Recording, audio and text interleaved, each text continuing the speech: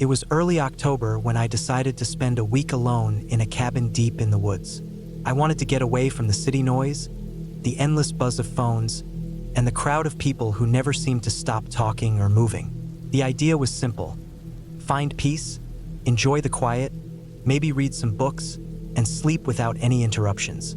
I found a small cabin for rent on a remote trail about 4 hours away by car, and the pictures made it look cozy, surrounded by trees and far from the nearest neighbor. The day I arrived, the sun was starting to dip low behind the hills, casting long shadows through the trees.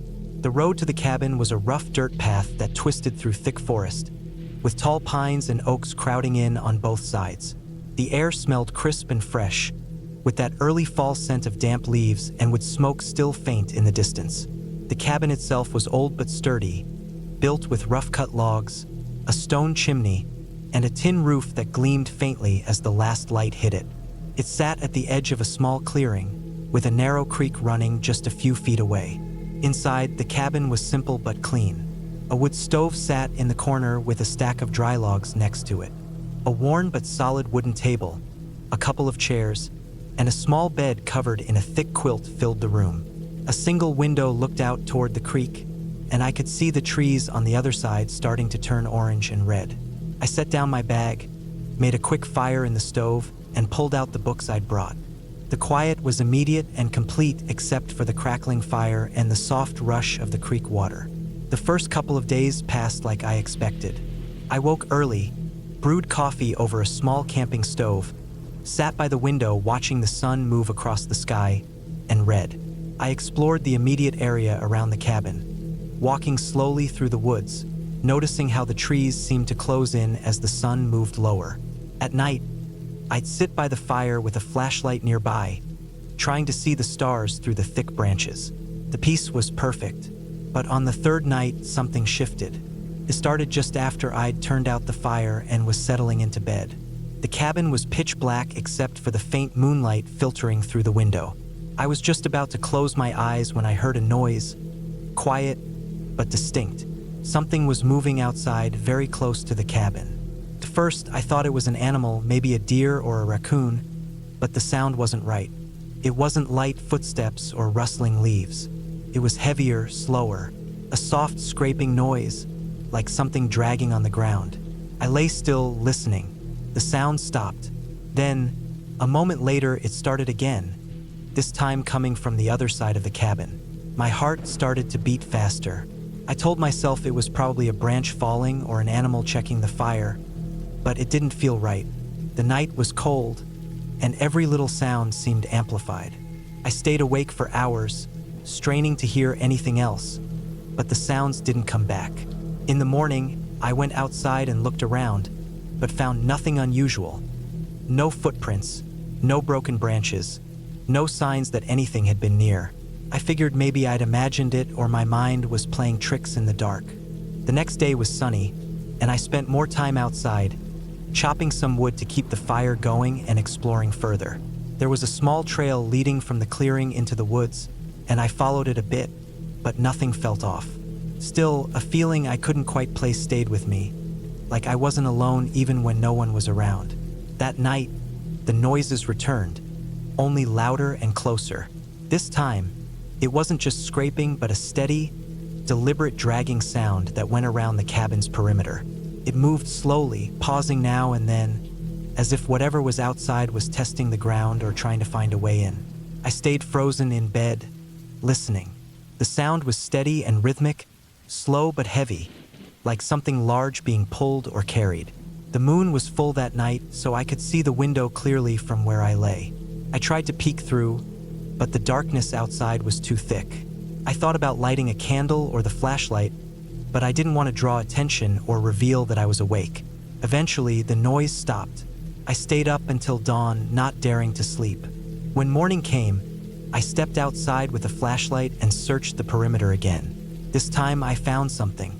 On the ground around the cabin were deep, wide marks, scrapes in the dirt and crushed leaves, too large and heavy to be from a deer or any common animal. They looked like the trail left by something dragging a heavy, sharp object over the ground. The marks circled the cabin completely, disappearing into the thick woods on either side. I felt my stomach tighten.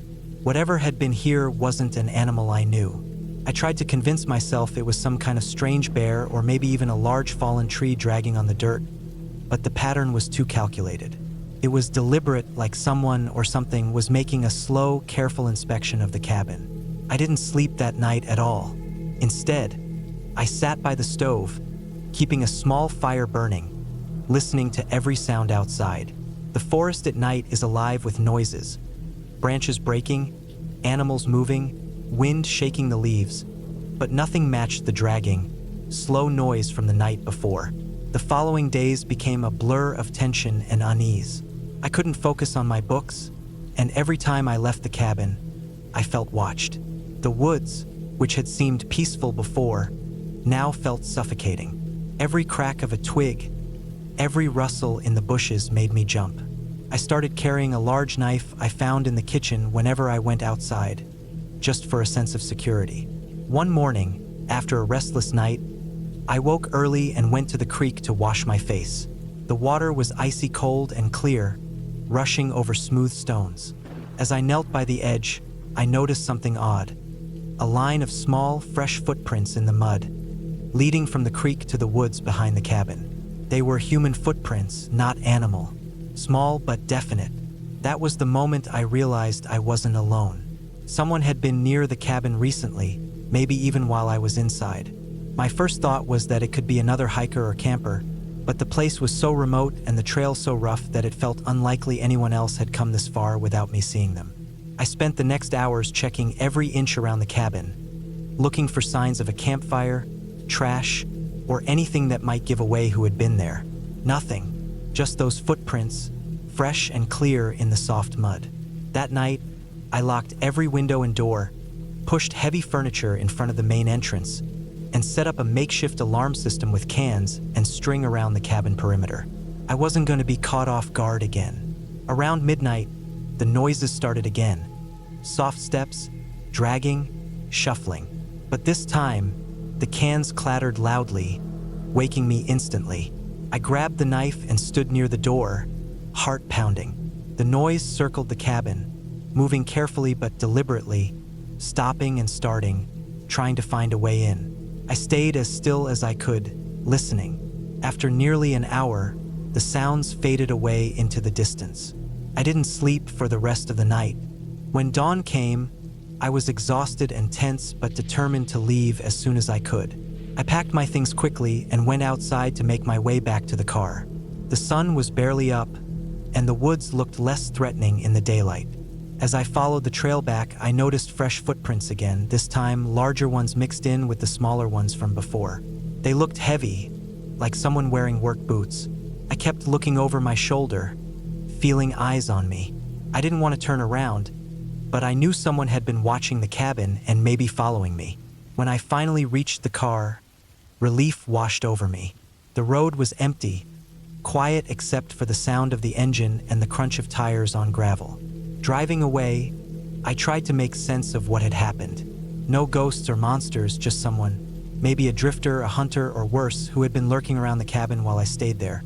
The way they circled the place, dragged something around, and left footprints suggested they were testing me, or maybe the cabin itself, for something. Back home, I reported the strange activity to the local ranger station. They told me the area had a history of squatters and occasional illegal campers who sometimes vandalized or tried to take over abandoned cabins. They warned me to be careful if I ever went back. The whole experience taught me that nature isn't always safe just because it's quiet and empty. Sometimes the scariest things aren't creatures from stories, but real people with unknown intentions. And in places as isolated as that cabin, being alone means you're vulnerable in ways you never expect. I never went back to that cabin. I didn't need to. The woods had shown me a side I didn't want to see again. Dark, uncertain, and full of silent watchers. The peace I sought was real, but only as long as no one else was around to disturb it. And that kind of peace, I realized, is fragile and rare. After that week, the city noise didn't bother me as much. At least there, people are visible and their intentions clearer.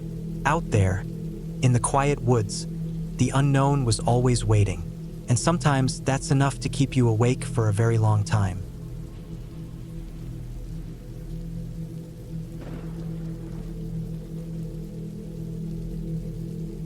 I used to think I was the kind of person who could handle anything outdoors. I grew up with it. My dad taught me how to start a fire with wet wood, how to filter water with a sock and charcoal, how to track animals without scaring them off. I didn't grow up in the city. I grew up surrounded by trees, rivers, hills. Most of my weekends were spent outside, camping, hiking, fishing. Nothing out there ever bothered me. I'd even sleep alone under the stars some nights, not even bothering with a tent. It always felt safer out there than it did in the city. That was before I took a solo trip to an area I'd never been to before. It wasn't even that far from where I grew up, maybe 3 hours north by car. It was a national forest barely visited. No marked trails, no campgrounds. The whole place was just trees, streams, and whatever wildlife decided to live there. I'd picked it after spending hours online looking at topographic maps and forums where experienced campers talked about the quietest places to get away. I didn't want noise. I didn't want people. I didn't even tell anyone exactly where I was going. I just said I was taking a week for myself in the woods, packed up my gear, and left early in the morning before the sun came up. I drove until the paved road turned to gravel and the gravel gave way to a dirt path that barely even looked like a road. I followed that until it finally ended at a small clearing where I left the car. From there, it was all hiking. The sky was still blue then, with white clouds slowly shifting overhead. I remember the air smelled sharp and clean, like pine needles and dry soil. I should have felt peaceful, but something in my gut was tight that morning, like I'd left the stove on or forgotten something important. I ignored it. I always felt a little nervous right before a solo trip, especially when it was deep into the forest. I chalked it up to that. My pack was heavy. I always overpacked when I was alone: extra fuel, extra batteries, extra food. I brought bear spray, a flare gun, waterproof matches, a folding saw, and 3 knives. I didn't take any chances. I followed the natural slope of the hills, looking for a spot away from the wind, near a water source. I found a small stream around noon, just a trickle over some rocks, barely a foot wide, but clean and clear. I followed it for maybe another half hour and found a small pocket between 2 ridges that made a sort of natural bowl. It was perfect. The wind couldn't reach down into it, and I'd be shielded on 3 sides by steep walls. A good place to set up a base camp. The stream curved around the east side and the ground was soft but not soggy. I dropped my pack and started setting up. I spent the rest of that day setting up the tent, clearing rocks, building a fire pit with stones from the stream. Everything was quiet. I mean, dead quiet. Not even birds. I thought maybe it was just the time of day or maybe the wind direction. Sometimes the woods go silent for no reason. It happens. Still, something about the silence felt thicker than usual, like it was pressing in on me. I found myself checking over my shoulder more than once. Again, I told myself it was nothing, just nerves. I was alone in the forest. No phone signal, no GPS, no trails. I wanted peace, and this was peace. That night was uneventful. I ate jerky and rice, listened to the wind roll softly above the ridges. The tent was warm. The fire was small but steady. I laid in my sleeping bag and stared at the roof of the tent until I fell asleep. I didn't wake up until the sun was already coming over the ridge. The second day, I decided to scout the area. I left some gear behind, packed a lighter load with snacks, compass, water filter, flashlight, and one of the knives. I followed the stream uphill, curious where it started. It wound through thick trees and bramble for over an hour. The ground got rougher, steeper. Eventually, I found the source, a small pool fed by water running down rocks from somewhere higher up. It wasn't big enough to drink from directly, but it explained the clear stream. The place felt tight, like the trees were crowding in. I didn't stay long. On the way back down, I noticed something odd. A branch on the ground. Just a branch, nothing strange about that, except I didn't remember it being there when I passed earlier. It was freshly broken, bark still wet. Not old, not fallen from wind. Something had snapped it. I scanned the woods, saw nothing. No animals, no sounds. Just that silence again. That thick silence that makes your ears ring. I kept walking. Back at camp, things looked untouched. Fire pit still stacked neatly, tent zipped up. I sat by the stream and rinsed my face. Ate a little, tried to relax. I started feeling watched again. That tightness was back. The hairs on my neck wouldn't lay down. It's not like I was imagining it. I really felt it. Like if I turned around fast enough, I'd see something. But I never did. I stayed close to camp that night, built the fire higher, ate more than usual. I even kept one of the knives right next to my sleeping bag, just in case. I didn't sleep well. I woke up twice, both times sure I heard something walking outside the tent. Not running, not crashing, just soft steps in the dirt. I held my breath and listened. Nothing. Total silence. Eventually I drifted off again, but I dreamed I was being watched. The third day I thought about heading back early. Just a weird feeling, that's all it was. But it wasn't going away. I didn't want to be a coward. I'd spent nights alone in the mountains during storms. I'd seen bears up close. I wasn't going to let a bad feeling ruin the trip. I tried distracting myself. I fished in the stream for a while using a line and hook tied to a stick. Caught nothing. Hiked west for an hour and saw a deer from a distance. Came back and fixed a hot meal with the small stove. Things started to feel a little more normal. Then I found the footprint. It wasn't mine. I checked. My boots were a different tread, different size. This one was smaller, maybe a size 9. Deeper in the toe, like whoever left it had been moving quick. The ground around it was undisturbed. No other prints nearby. Just one, pressed into a patch of soft earth right near where I gathered firewood. It wasn't old either. The edges were sharp. I knelt down and stared at it for a while. Something about it made my mouth go dry. There was no reason for someone to be out there. No one knew I was there. No cars at the trailhead. No campsites anywhere nearby. The footprint didn't make sense. That night I stayed up. I didn't even get into the sleeping bag. I sat by the fire with my back to a ridge wall, knife across my lap, flashlight ready. The woods were so quiet it made my skin crawl. I kept scanning the darkness between the trees, trying to catch movement. But the longer I looked, the more I started doubting what I was seeing. Once or twice I thought I saw a figure standing far off just for a second. Then it was gone. I told myself it was a shadow or my eyes playing tricks. But I didn't move from that spot until the sky started to lighten. On the fourth morning, I packed everything. I was done. I didn't even eat.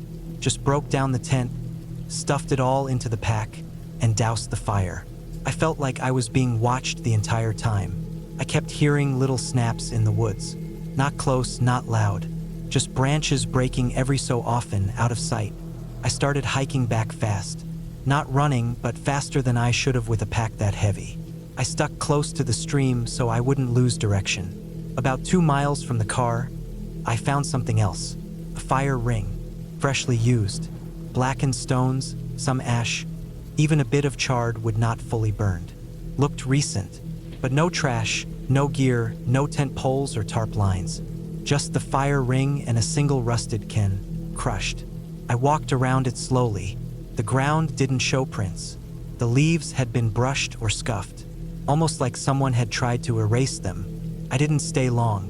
When I got back to the car, I felt relief like I've never felt before.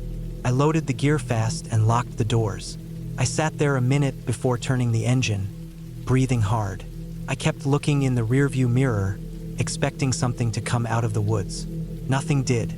I drove straight home and didn't stop. I didn't talk about it for a while. What was there to say? I didn't see anything clearly. I didn't hear anything I could prove. Just a feeling, a footprint, a few broken branches. But that feeling, it stuck with me. That deep, cold sense that I wasn't alone out there. That someone was watching, maybe following. Not a ghost, not a monster. Just a person. That's what made it worse. It was real. It was a real person. Weeks later, I finally went online and searched the area I'd been camping in. Took some digging, but I found a few old posts on forums. Nothing official, just scattered messages from other campers. One said he found a pile of bones arranged in a strange shape. Another said his tent had been slashed while he was away fishing. Another said he woke up to see a man standing just outside the firelight, not saying anything, just watching. All different years, all scattered reports.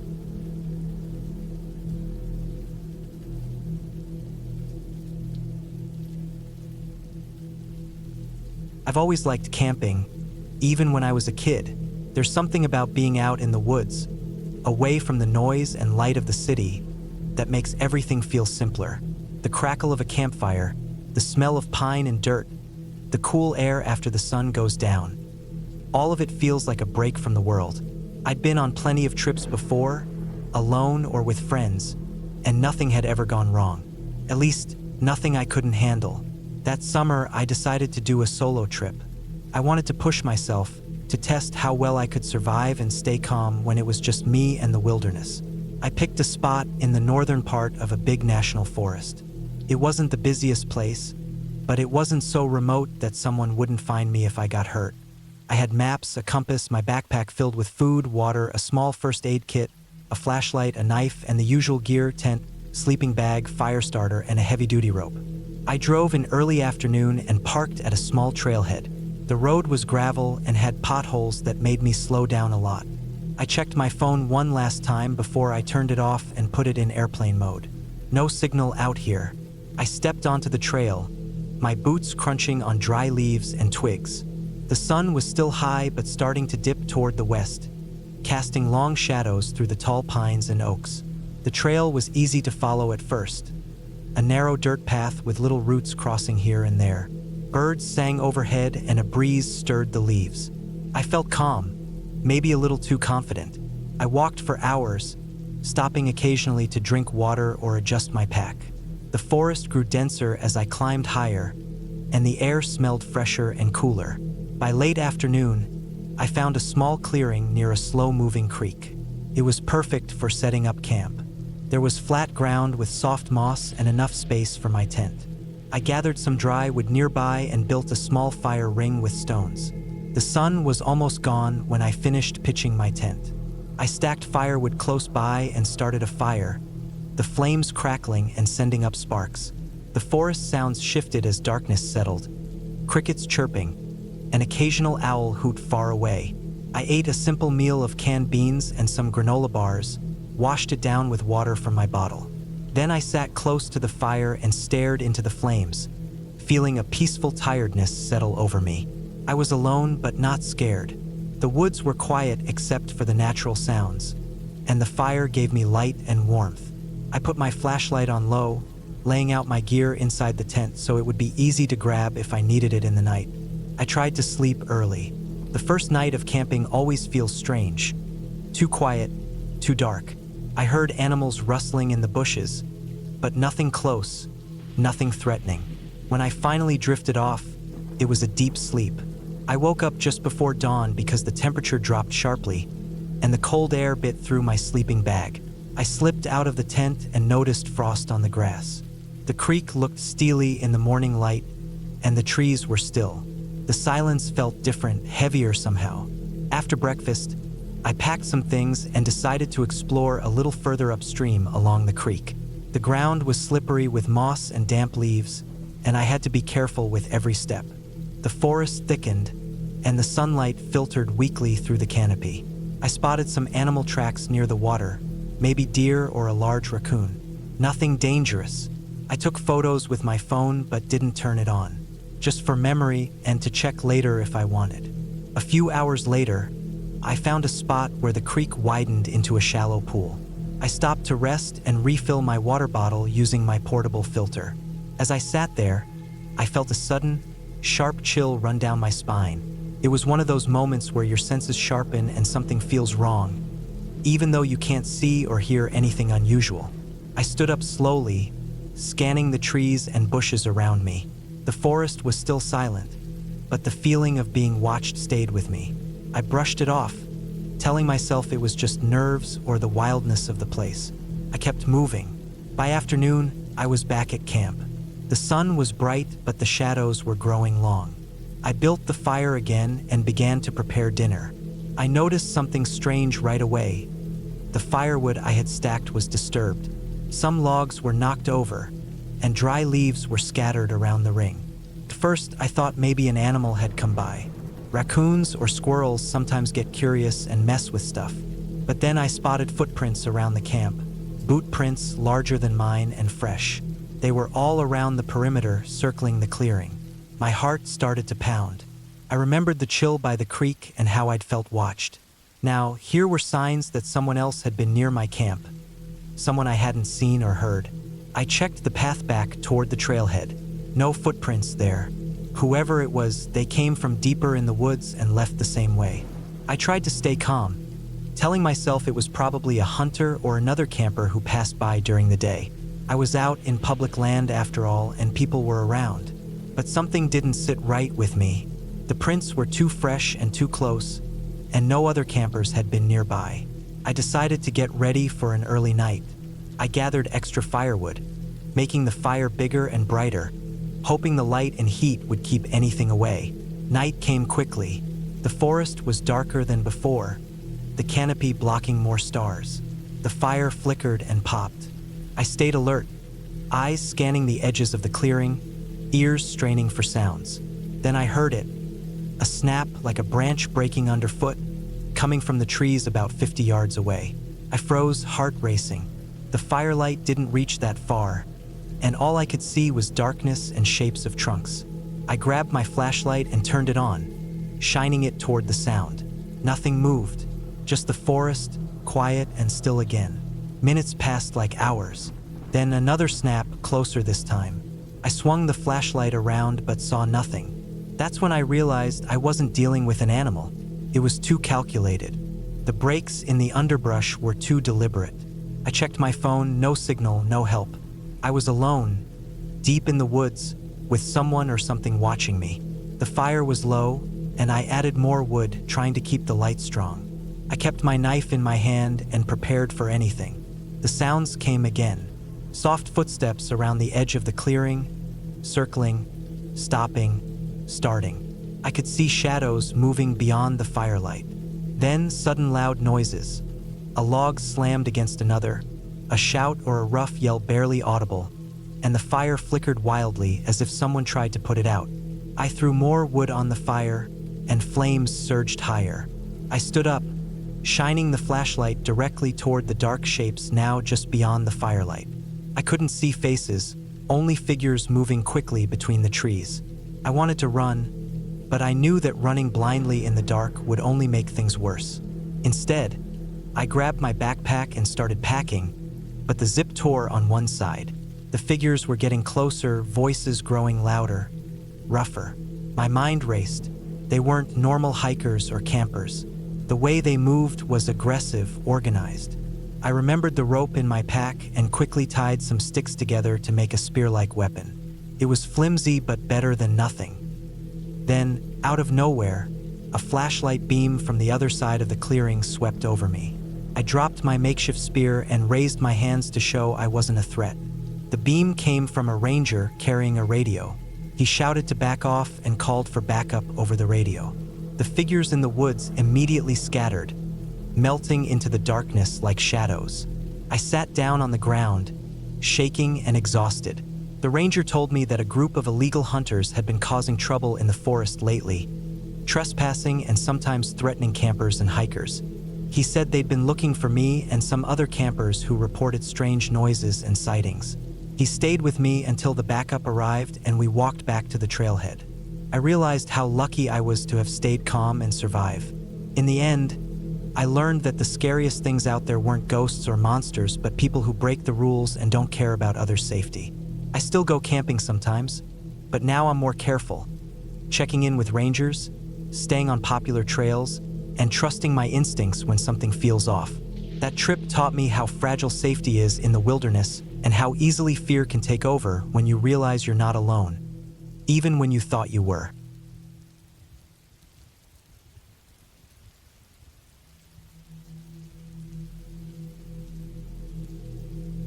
It was supposed to be a simple weekend getaway. Just me, a small wooden cabin deep in the woods, and a break from the noise of the city. I had planned this trip for weeks. Work had been rough, endless meetings, deadlines piling up, and the feeling that I was drowning in emails and responsibilities. I needed a place to clear my head, a place with no distractions, no Wi-Fi, no cell service. Somewhere quiet where I could just be alone and think. I found a cabin for rent about 100 miles from where I lived. It was in a remote area surrounded by dense forest. I booked it online, paid the fee, and set off on a Friday morning with a backpack full of supplies: food, water, a first aid kit, a flashlight with extra batteries, matches, a map, and some old books I thought I might want to read. The drive there was long but uneventful. The highway gave way to smaller country roads, and then to gravel paths flanked by towering pines. My phone lost signal just a few miles outside the town nearest the cabin, and from then on I was completely cut off from the world. I felt a strange kind of relief. No texts, no calls, just the hum of the engine and the wind outside the window. When I finally arrived, the sun was low on the horizon, casting long shadows across the trees. The cabin looked smaller than I expected. It was old, built of rough logs with a tin roof that had patches of rust here and there. The porch creaked when I stepped on it, and the door had a simple iron latch. The windows were covered with faded curtains that fluttered faintly in the evening breeze. No electricity, no running water, just a simple wooden structure with a fireplace inside. Exactly what I had wanted. I unloaded my stuff, stacking firewood near the door, and went inside. The air was cool and smelled like pine and earth. The floorboards were uneven, and dust coated the corners. I took a moment to look around. There was a small kitchen area with a sink, but no plumbing. A stove that ran on propane, a wooden table with 2 chairs, and a tiny living space with a worn-out armchair and a narrow bed pushed against the wall.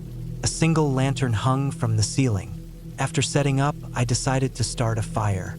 I gathered kindling from the woodpile outside and built a small teepee shape in the fireplace. Using the matches, I managed to get the fire going after a few tries. The crackling flames brought warmth and a bit of comfort to the empty cabin. Outside, the forest had already started to grow dark, and I could hear the faint rustle of leaves and the occasional call of a bird settling in for the night. I cooked a simple meal on the stove, canned beans and some bread, and ate quietly, watching the fire dance in the hearth. As darkness fully settled, I lit the lantern and sat in the armchair with one of my books. The silence was almost overwhelming. It was the kind of silence that felt heavy, like the world had paused, and all that existed was the cabin and the woods outside. At some point, I noticed a faint tapping sound coming from the window near the kitchen. I looked up and saw nothing but darkness. Maybe a branch brushing against the glass, I thought. The wind had picked up, causing the trees to sway and creak. I tried to focus on my book again, but the sound persisted, soft, irregular tapping. I got up to check outside. The porch was empty except for some fallen leaves swirling in the breeze. I looked up and down the gravel path leading away from the cabin. No sign of anyone. I shrugged it off and went back inside. That night, I slept poorly. The unfamiliar sounds of the forest, the distant howl of a coyote, the rustling of small animals in the underbrush, the occasional snap of a twig, kept me alert. When I woke up, the sun was just beginning to rise, casting pale light through the curtains. I stepped outside to stretch and get a sense of the surroundings. The forest was dense, thick with pine and fir trees, and the ground was covered with needles and moss. I decided to explore the nearby trails the cabin owner had mentioned in the rental description. The trails were narrow dirt paths winding between the trees, sometimes opening up to small clearings with wildflowers and rocks. I walked for a few hours, taking in the fresh air and quiet, feeling more relaxed than I had in months. I spotted some deer tracks, bird nests, and a small stream running through the woods. The isolation was peaceful, but I was aware that being so far from civilization came with risks. I kept my phone in my backpack just in case, even though I knew it wouldn't have a signal. Returning to the cabin by mid-afternoon, I felt tired but calm. I decided to chop some firewood to keep the fireplace going for the night. The axe was heavy and the wood was hard, but I worked steadily, stacking logs near the door.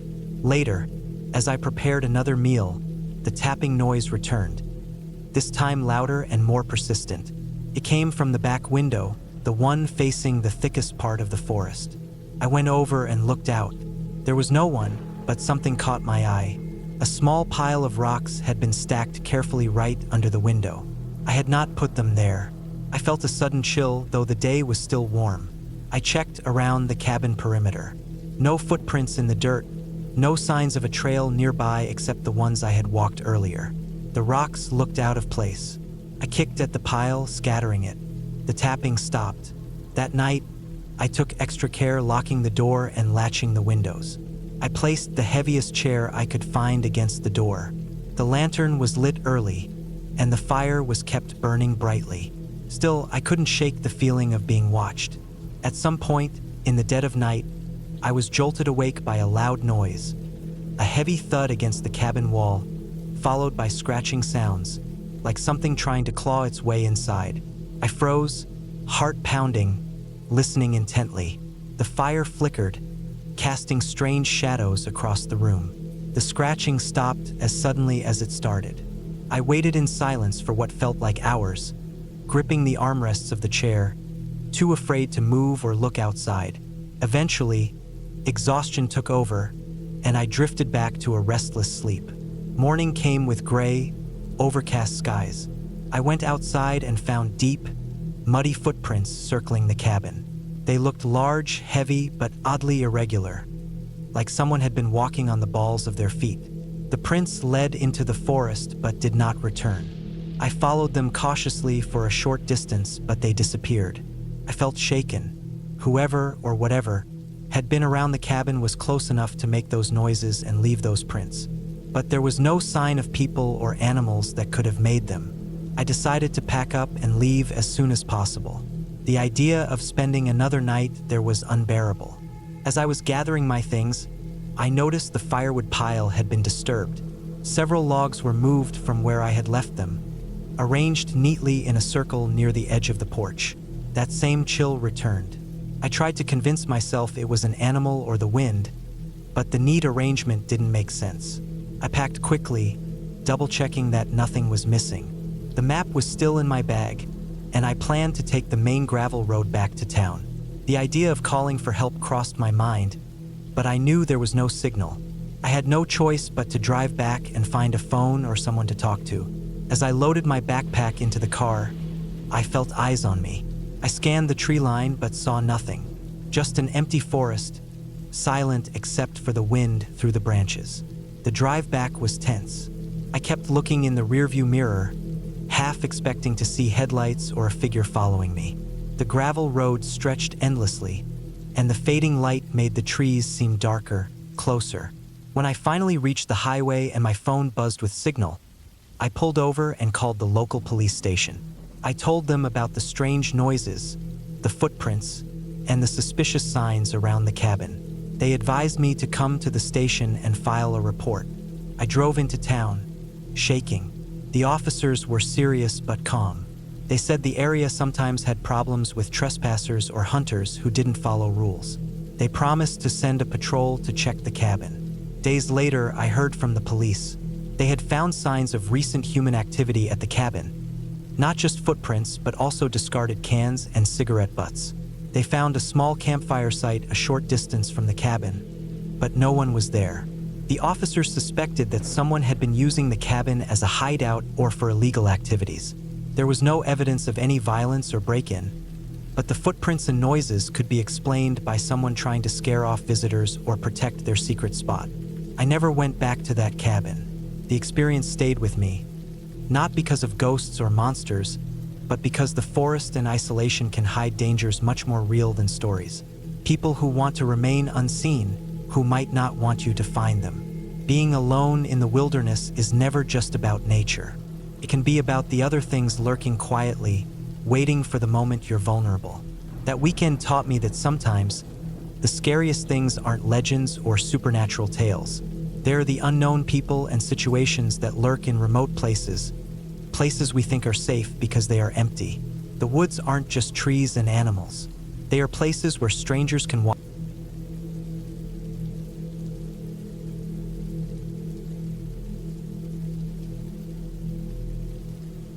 It started as just another weekend trip, something I did often to clear my head. I've always been the kind of person who prefers quiet over chaos, and nothing gives me that like being deep in the woods.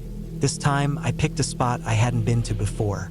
It wasn't far from a state park, but it wasn't an official campsite either. I'd found it on a map and checked it out on a hiking forum. A few people mentioned it was quiet and remote, and that was enough for me. I packed up my gear, tent, food, stove, first aid kit, GPS, flashlight, knife, power bank, water filter, extra socks, the usual stuff, and left early Friday morning. I drove about 2 hours out of town, parked at the end of a long dirt road, and then hiked in for another couple of hours. The trail wasn't marked, but I had saved the coordinates and tracked my way in. The woods were thick but not suffocating. Pine, spruce, and the occasional oak lined the path, and the sunlight filtered through just enough to make it feel alive but not overly bright. Birds chirped, squirrels scattered across branches, and now and then I'd hear the distant crack of something walking through the underbrush, probably a deer or raccoon. It felt like the kind of place where time slowed down. When I got to the clearing where I planned to camp, I was already sweating. The clearing wasn't big, maybe 20 feet across, and surrounded by tall trees on all sides. It sat next to a narrow stream with cold, fast-moving water, perfect for filtering and cleaning up. I set up my tent on the flattest patch of ground, staked it down tight, and rolled out my sleeping pad and bag inside. After that, I set up a small fire ring using some old stones that were already there, gathered a bunch of dry wood, and spent the rest of the afternoon just relaxing. I made some instant noodles for dinner, had a protein bar, and boiled water for tea. The fire was comforting. I watched the flames flicker for a long time, feeling the warmth on my face while the forest cooled off around me. That first night, nothing seemed off. It got cold, like I expected, and I slept in layers. I zipped my sleeping bag all the way up and wore a wool hat, but I still woke up a couple times just because of the chill. I remember hearing something walking through the leaves around 2 a.m., maybe 30 or 40 feet away. It wasn't close, but I could hear the soft, steady crunch of dry leaves under weight. I didn't panic, didn't grab my knife. Animals move around at night all the time. It didn't feel threatening. I just lay still, heart beating a little faster than usual, and eventually the sound moved off and faded into nothing. I went back to sleep. The next morning, I woke up to birdsong and a thin layer of condensation on the tent. It was bright and clear, and the fire pit still had some smoldering embers. I had some oatmeal and coffee, packed a small day bag, and decided to explore up the ridge that overlooked the clearing. It was steep, and the climb took some effort, but at the top I found a patch of exposed rock with a great view of the forest below. I could see the tops of the trees for miles, all green and swaying in the breeze. It made me feel small in a good way. I sat there for a while, just soaking it in. On the way back down, I noticed something odd near the bottom of the ridge. A tree, an old pine, had what looked like deep cuts in its bark, like someone had taken a knife to it. Not a few scratches from an animal, but repeated, deliberate slices, each about the same length, running parallel to each other, maybe 10 or 12 of them. They were older, not fresh, but they still looked clean. I crouched down and looked closer. It wasn't vandalism or initials, just straight lines carved deep. I don't know why, but it unsettled me a little. I backed away and returned to my camp, trying to push it out of my mind. The rest of the afternoon went by quietly. I read a book, filtered more water, and did a little fishing with a collapsible rod I had brought. I caught nothing, which was expected, but it gave me something to do. By late evening, I cooked some dehydrated rice and beans and sat by the fire again. That second night was colder than the first, and the wind picked up. It howled through the trees, rattling branches and sending leaves skittering across the ground. I stayed bundled up and tried to sleep, but it took a long time. Then, around midnight, I woke up to something that wasn't the wind. It was the sound of something or someone stepping into the stream. The water wasn't deep, but it flowed fast and had smooth stones on the bottom, which meant anything stepping into it would slip a little, maybe splash. I heard 2 distinct splashes, maybe 10 seconds apart. Then silence. I froze. My body tensed like a spring. I listened hard, but nothing followed. No more steps, no more water, not even a cough or grunt. I sat up slowly in my sleeping bag, unzipped it just a bit, and reached for the knife I kept next to me. I didn't unzip the tent or turn on my light. I just sat there listening. After about 20 minutes of silence, I finally lay back down, but I didn't fall asleep for hours. In the morning, I walked to the stream to check it out. The bank was muddy in some places, rocky in others. I looked for prints but didn't find much. Maybe one or two spots where the mud looked disturbed, but no clear tracks. Could have been a deer, could have been nothing, but it had sounded big last night. Bigger than a raccoon, bigger than anything I'd seen so far. I spent most of that day uneasy. I didn't go far from camp, just paced around, sharpened a stick for no reason, collected more wood even though I had enough. I started noticing little things, small sounds that felt too sharp, shadows that seemed to move even when the wind had died. I chalked it up to being alone, to being too far from everything. I told myself I was overthinking. That third night, I barely slept. Every sound felt close. I heard footsteps again, just once, just a few feet away from the tent, but soft this time, like someone was trying not to be heard. I held my breath until my chest hurt. I didn't move, didn't dare unzip the tent, just stared into the darkness and waited. After a long time, it faded again. The air felt thick, like it was holding something back. By morning, I made up my mind to leave. I didn't feel right anymore. The quiet that used to comfort me now felt like it was hiding something. I packed fast, skipping breakfast, stuffing my gear back into my pack without folding it right.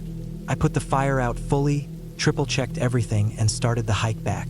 The trail I had marked was still visible on my GPS, but the woods felt different. The trees looked darker, even though it was morning. I kept glancing behind me every few minutes. I don't know what I thought I'd see. Maybe I was just paranoid, but the feeling wouldn't leave me. About halfway back to the car, I noticed something on a tree about 20 feet off the path. It had those same knife-like cuts I'd seen 2 days earlier, only these were fresh. The bark around them was lighter, and some of the shavings still clung to the edge of the wounds. I stepped off the trail, heart racing, and looked around. I didn't hear anything, didn't see anyone. I looked down and saw footprints, human ones this time, just faint impressions in the soft soil. Not boots, barefoot. The toes were spread, like someone had been walking without shoes, and the prints were deep, like they had weight. I counted 3 separate ones. Then I turned around and left fast. When I got back to my car, I locked the doors immediately. The parking area was empty, just my car and a single old sign warning about bears. I sat behind the wheel for a while before I started the engine. I didn't want to look in the rearview mirror. I just stared ahead, heart pounding, until I finally turned the key and drove. When I got home, I didn't unpack for a few days. I left my gear in the corner of the garage, still dirty, still smelling of smoke and damp earth. I didn't go hiking the next weekend, or the one after that. It was almost a month before I went out again, and even then I stayed in an official campsite not too far from other people with my car visible from my tent. The whole thing stuck with me. The sounds at night, the prints, the fresh cuts on the tree. I never saw anyone, never got a good look. But I know what I heard. I know what I felt.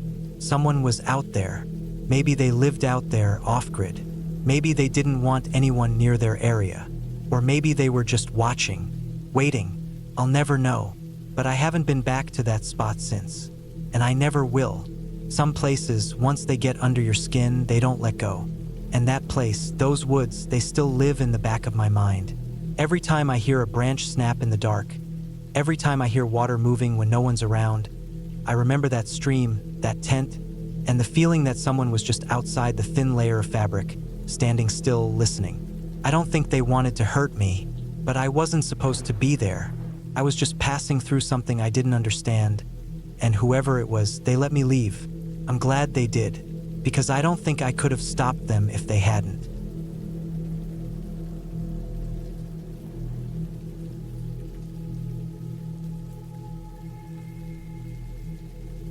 I was 33 when I decided to finally take a solo camping trip. I'd been on dozens of group trips, sometimes with friends, sometimes with family, but I had never done it alone. I kept telling myself I'd do it someday, just once, just to prove I could. I wasn't some hardcore wilderness survival guy, but I was decent with a map and compass, knew how to set up a tent, how to cook over a fire, how to keep food away from animals. I wasn't worried about any of that. Honestly, I think that was part of the problem. I wasn't worried enough. It was mid-September, just cool enough to keep most tourists and weekend hikers away, but not yet cold enough to bring snow to the higher elevations. I picked a stretch of forest in the northeast, about 4 hours from where I lived. The area was public land, not one of those big crowded national parks. I found it through a guy I'd met in an online forum who gave me the GPS coordinates of a few places he said were good for quiet camping. I cross-checked the maps, printed out a few backups, and packed enough gear and supplies to last me 3 nights. I was planning to hike in around 6 miles to a small lake, pitch camp nearby, and spend my time fishing, exploring, and mostly just enjoying the silence. I got there around noon on a Friday. I parked my truck in a small clearing that looked like it hadn't been used in months. There were no other vehicles in sight, and I didn't see anyone else the whole time I was getting ready. It was perfect. The trail I followed wasn't an official one, but it was clearly used by hunters or backcountry campers. It was narrow and sometimes overgrown, but visible enough to follow without constantly checking the compass. The forest around me was quiet in the way that feels thick. Heavy silence broken only by wind in the trees and the occasional bird call.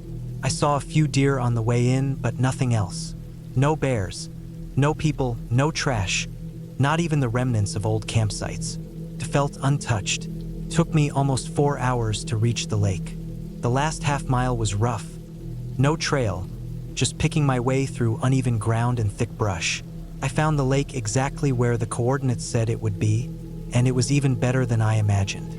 Small, still, completely surrounded by tall pines and rocky outcrops.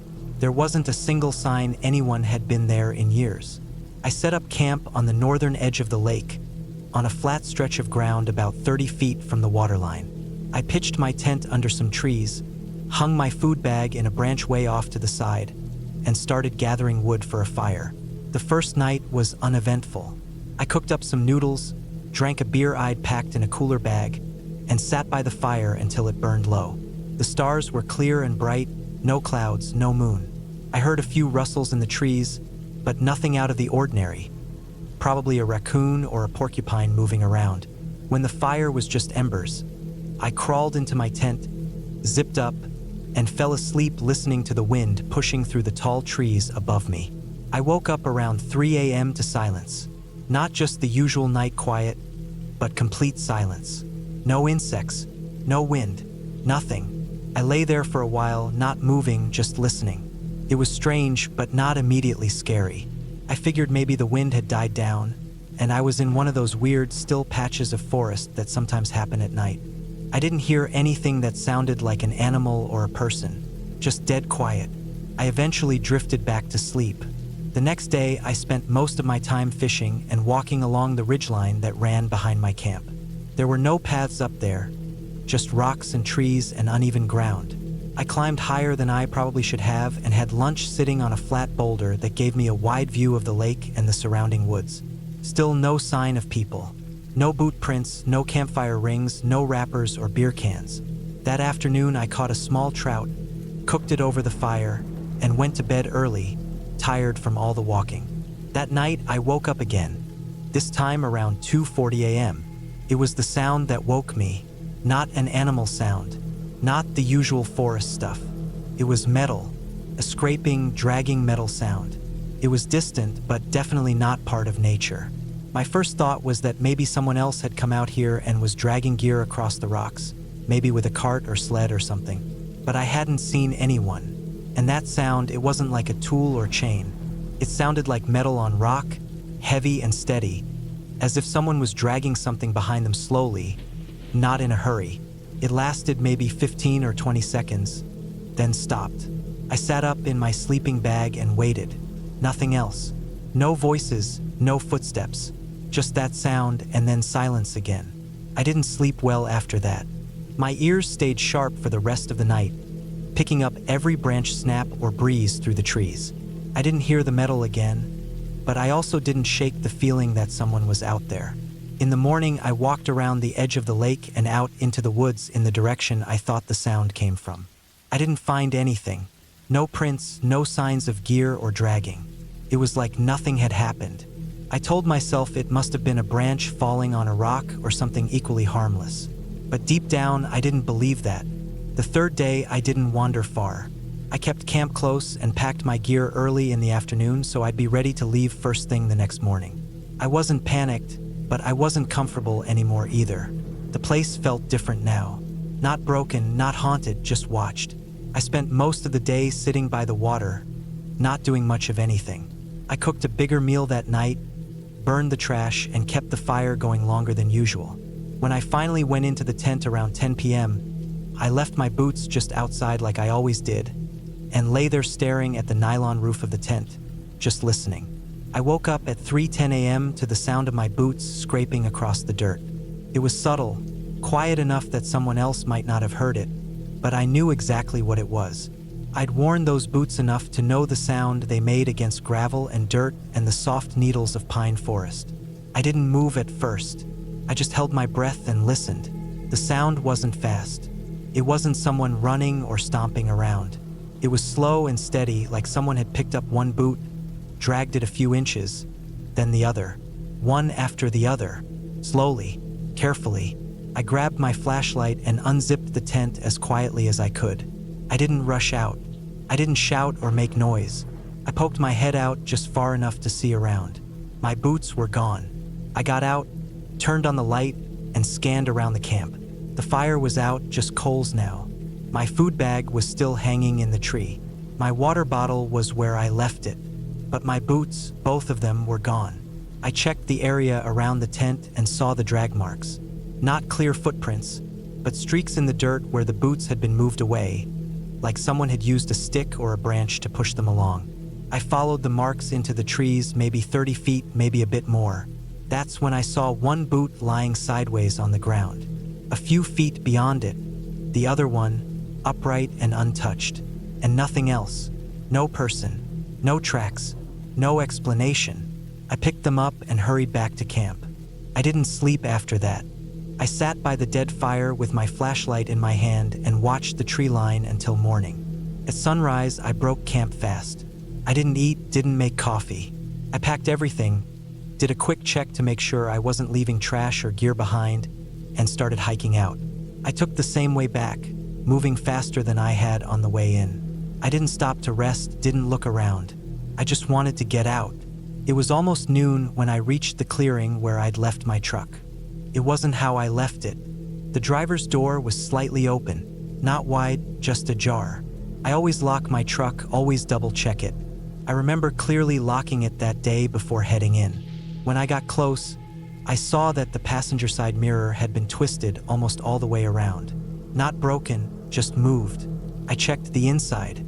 Nothing was stolen. Everything was where I'd left it. The glove box was open but untouched.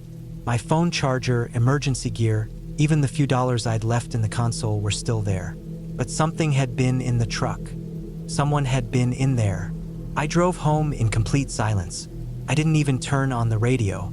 When I got back, I unloaded everything, showered, and sat on the couch for almost 2 hours without doing anything. Just thinking. I don't know who or what was out there, but it was real. It wasn't a ghost, and it wasn't an animal. Someone had been out in those woods with me. They'd gotten close enough to take my boots, close enough to reach into my truck. They didn't steal anything, didn't hurt me, didn't say a word. They just wanted me to know they were there. I never went back to that place. I don't even look at that region on a map anymore, and I haven't camped alone since. Every now and then, I wonder if I should have reported it to the police. But what would I even say? That I heard metal one night and lost my boots the next? That someone opened my truck but didn't take anything? There's no crime in any of that. No one was hurt. There's no evidence. Still, I've changed a lot since then. I double-check my locks. I never sleep with a window open. I keep a flashlight and a knife by my bed, even at home. That trip taught me something I didn't.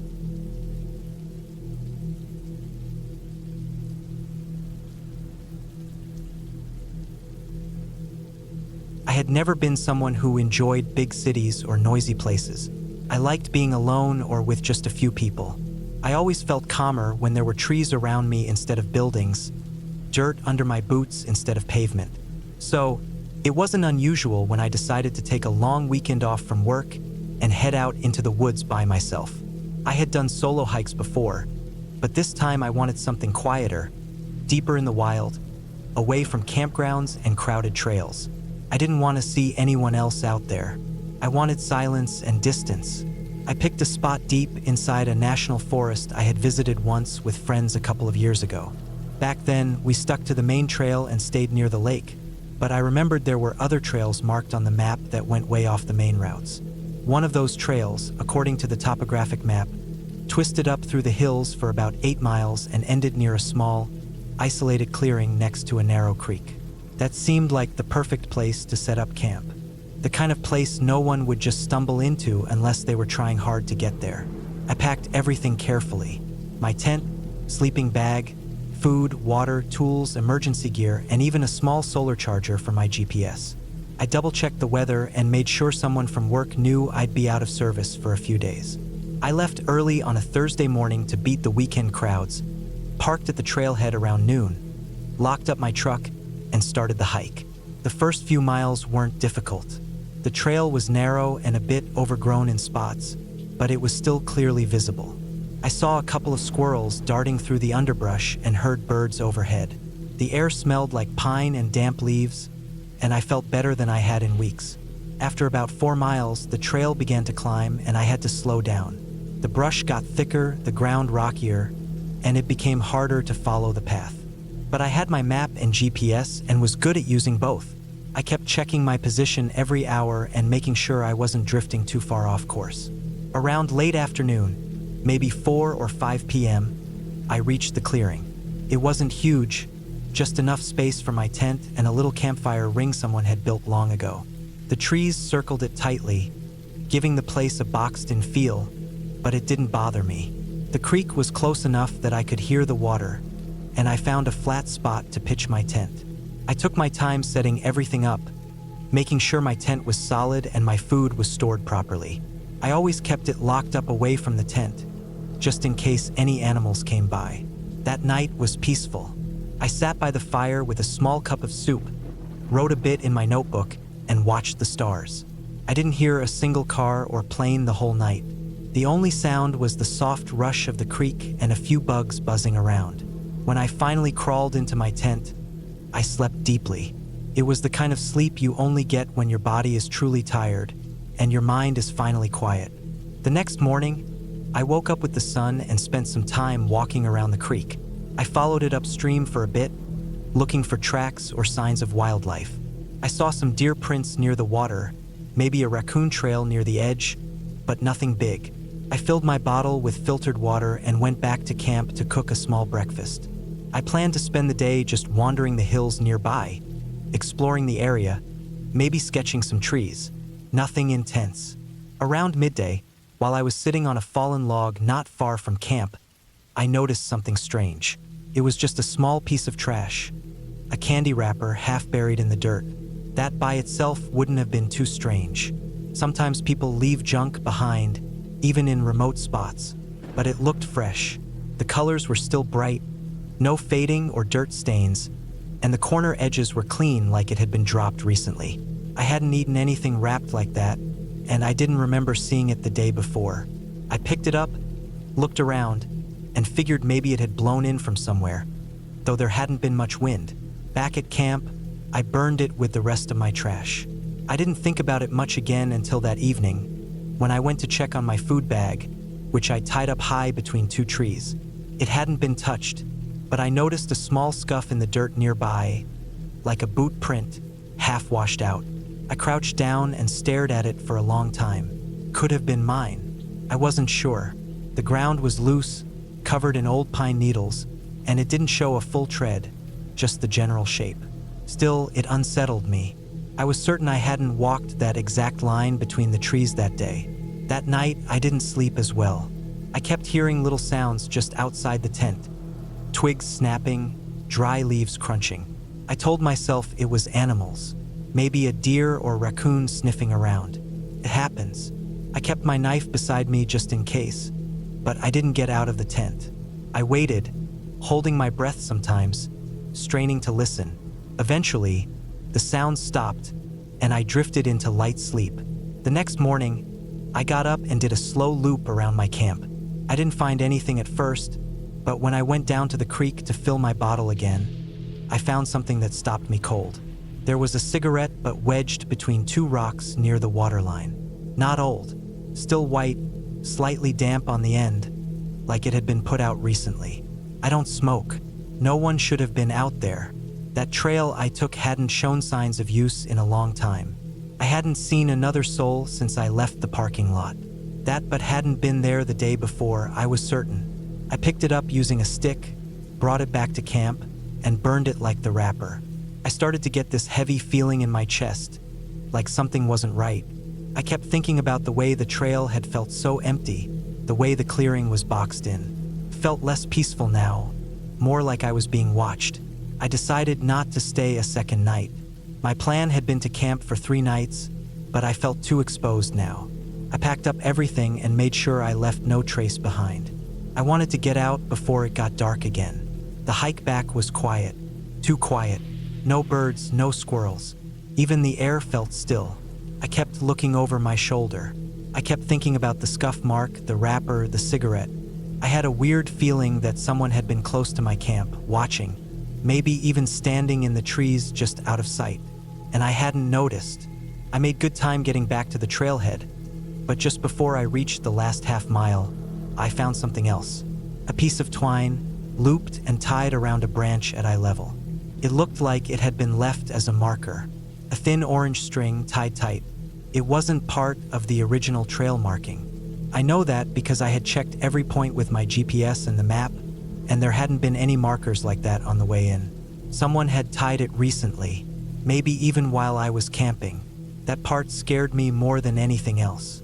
When I reached my truck, everything looked untouched, but I still checked the back and under the frame just to be sure. I locked the doors, started the engine, and didn't stop driving until I hit the first gas station 2 towns away.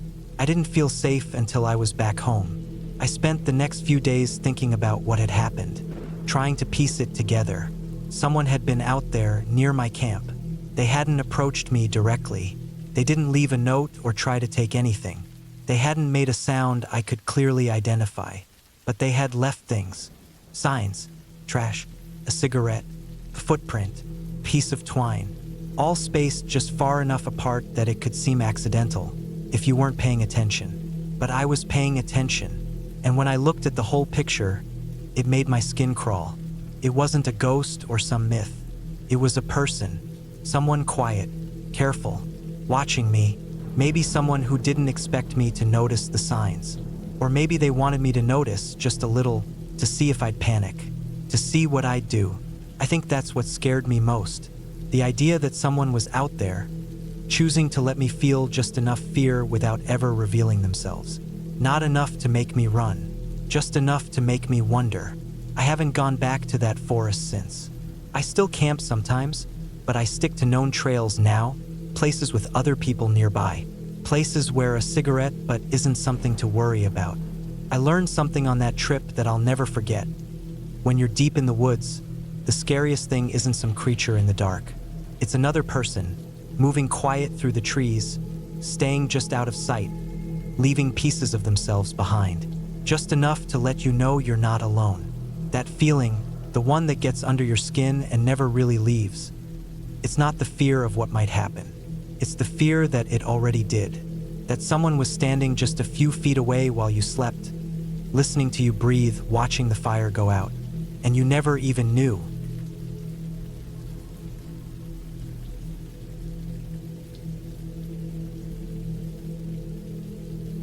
It was the middle of July when I decided to take a solo camping trip up into the northern woods. Deep in the mountains where cell service fades out completely, and the only sounds you hear at night are the wind through the trees and your own heartbeat if you're paying attention. I'd done it a few times before, usually once a year, just to get away from the noise of everything. No one calling, no one needing anything, no rush to be anywhere. I liked being alone in those woods. At least I used to. That summer had been hot and dry. We hadn't had rain for weeks, and everything felt brittle, like the world was holding its breath, waiting for a spark. Wildfires had been popping up all across the state, but the area I was heading to hadn't seen anything dangerous. Not yet anyway. Still, I packed carefully: extra water, a small fire extinguisher, a map, compass, plenty of food. I didn't rely on GPS or electronics out there. I liked paper maps, things that didn't die or fail if you dropped them. I drove up a winding gravel road for miles, past the usual campsites that always seemed too close to each other, too full of noise and people, until I got to a small clearing I'd used before, about 3 miles off a side trail. There were no markers, no signs pointing to it. Just a narrow path through dense pines that eventually opened into a spot barely wide enough for my small 2-person tent. A little creek ran behind it, about 20 feet down a slope, cold and clear enough for drinking if you boiled it. I always liked that spot because no one else ever seemed to find it, and if they did, they kept walking. I parked my car about a mile away where the trail stopped being accessible by anything with wheels, slung my pack on, and hiked in. It was late afternoon by the time I got there, golden light flickering through the trees as I set up my tent. I built a small fire pit with rocks, even though I wasn't sure I'd use it with how dry everything was. I ate a sandwich I'd packed from home, set my small cooler under some brush in the shade near the creek, and sat with my back against a tree, just listening. You don't really notice how loud the world is until you're somewhere truly quiet. Up there, every creak of a branch or snap of a twig hits different. You feel it in your gut. It's not the sound itself that gets to you. It's the question of what made it. That first night went by like most of my other solo trips. I didn't make a fire, just crawled into my tent as the last light drained from the sky and lay there, watching the canvas walls shift with every breeze. I had a small flashlight clipped to the ceiling, but I didn't need it. The moon was bright enough that I could see faint shadows of tree branches swaying above me. It was peaceful, the kind of silence you feel more than hear. Sometime around midnight, I woke up. No real reason, no nightmare, no noise. Just that weird full-body awareness you sometimes get when your brain kicks on before your eyes even open. I lay there listening, trying to hear anything out of place. But everything sounded normal. Bugs, wind, a light rustle from the trees. Eventually, I fell back asleep. The next morning, I walked down to the creek to fill a kettle and boil some water for instant coffee. As I bent down to scoop water, I noticed something strange. On the opposite bank, about 15 feet away, the grass looked pressed down, flattened, like something heavy had been there. It wasn't huge, maybe the size of a person lying down. At first, I thought it might have been a deer, but the shape was off. It looked too clean, too straight, almost like someone had taken a sleeping bag and laid it out, then pulled it away. No prints, just that weird smooth patch in the grass. I didn't think too much of it. Maybe I just didn't want to. I boiled the water, had my coffee, and spent most of the day hiking. I didn't go far, maybe a 2-hour loop up through a rocky incline that gave me a decent view of the valley below. I didn't see another soul the entire time, which was exactly what I'd hoped for. When I got back to camp in the afternoon, something felt different. I stood just outside the clearing for a while, listening, scanning. Everything looked the same. Tent was where I left it, cooler still half hidden near the creek, fire pit untouched. But I had that feeling again, the one that woke me up the night before. Like something was just slightly off and my body knew it before my brain could figure out why. I shook it off. It was probably just the isolation getting to me. It happens sometimes. When you don't see or hear another person for a while, your brain starts inventing things to fill the silence. That night, I did light a small fire. I kept it low, just enough to toast some bread and warm a can of beans. I sat close to it, watching the flames dance, occasionally tossing on a small twig or pine needle. The fire helped. It gave me something to focus on, something to measure time with, watching it burn down inch by inch. I stayed up longer than I meant to, until the moon was high overhead and the fire was mostly glowing embers. As I turned in for the night, I did one last slow scan of the trees around my camp. Everything looked fine, but when I crawled into my sleeping bag, I left the flashlight clipped to the ceiling turned on, just in case. Around 2 a.m., I woke up again. This time I knew why. There was a sound outside the tent. Not wind, not bugs. It was movement. Slow, careful, like someone walking in the dark, trying not to make noise but stepping on the occasional dry leaf or loose twig. I lay perfectly still, barely breathing. My flashlight was still on, casting soft shadows on the tent walls, but I couldn't see anything outside. I didn't move. I didn't make a sound, just listened. The sound circled halfway around the tent, stopped, then started again from the other side. I could hear the difference, closer, then farther, then close again. Not fast, not panicked, just deliberate. It went on for maybe 5 minutes, then stopped. I waited another hour before I moved. When I finally opened the tent and stepped out, the forest was still. I checked the ground around the tent. Nothing obvious. Maybe a few scuffed leaves, but nothing that screamed person or animal. I stayed up until sunrise, just sitting by the dead fire, holding my small hatchet in my lap. I didn't hear anything else that night. The next morning, I walked down to the creek again. The flattened grass on the other side was still there, but now there was another patch next to it, slightly smaller, overlapping the first one. It looked even fresher. The grass was still damp underneath, like it had been pushed down just a few hours earlier. I didn't cross the creek. I didn't want to. Something about it felt wrong. Instead, I packed my cooler back up, took inventory of everything I had, and thought about leaving. But I stayed. I told myself it was nothing, probably just animals. I kept repeating that, probably just animals. But I didn't hike that day. I stayed in camp, sharpening my hatchet, cleaning gear that didn't need cleaning, and scanning the woods every few minutes like I was waiting for something to step out of the trees. The feeling never left. That night, I didn't sleep in the tent. I dragged my sleeping bag into the brush about 50 feet away and covered it with a tarp. I figured if someone or something was watching my tent, I didn't want to be inside it when they came back. I didn't sleep much at all, but I didn't hear anything either.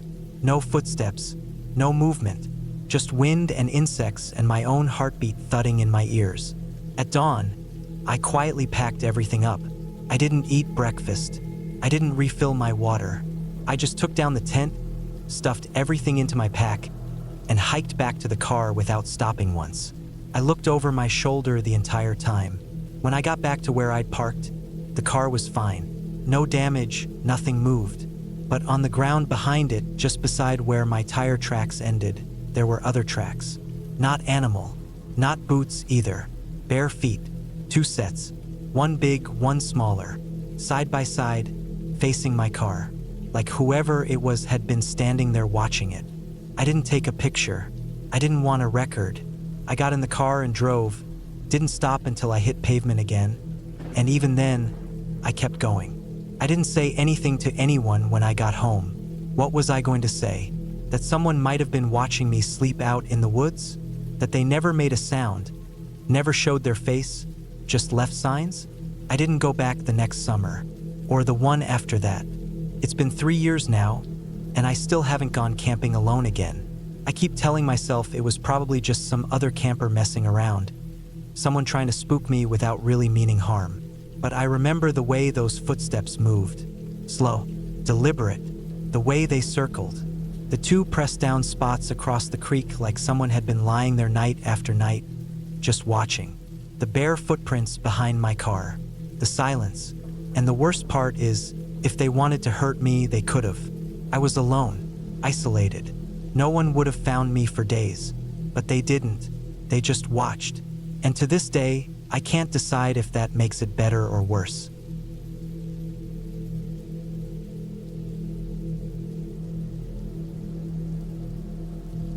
The sun was already low when I pulled off the narrow gravel road and turned onto the dirt path that led to the cabin. The trees pressed close on either side, tall pines and oaks, their branches reaching out like arms that barely let the fading light through. I'd been looking forward to this trip for months. A long weekend alone. No phones, no internet, no noise but the wind in the trees and maybe the crackle of a fire. A simple break from everything, just me and the quiet.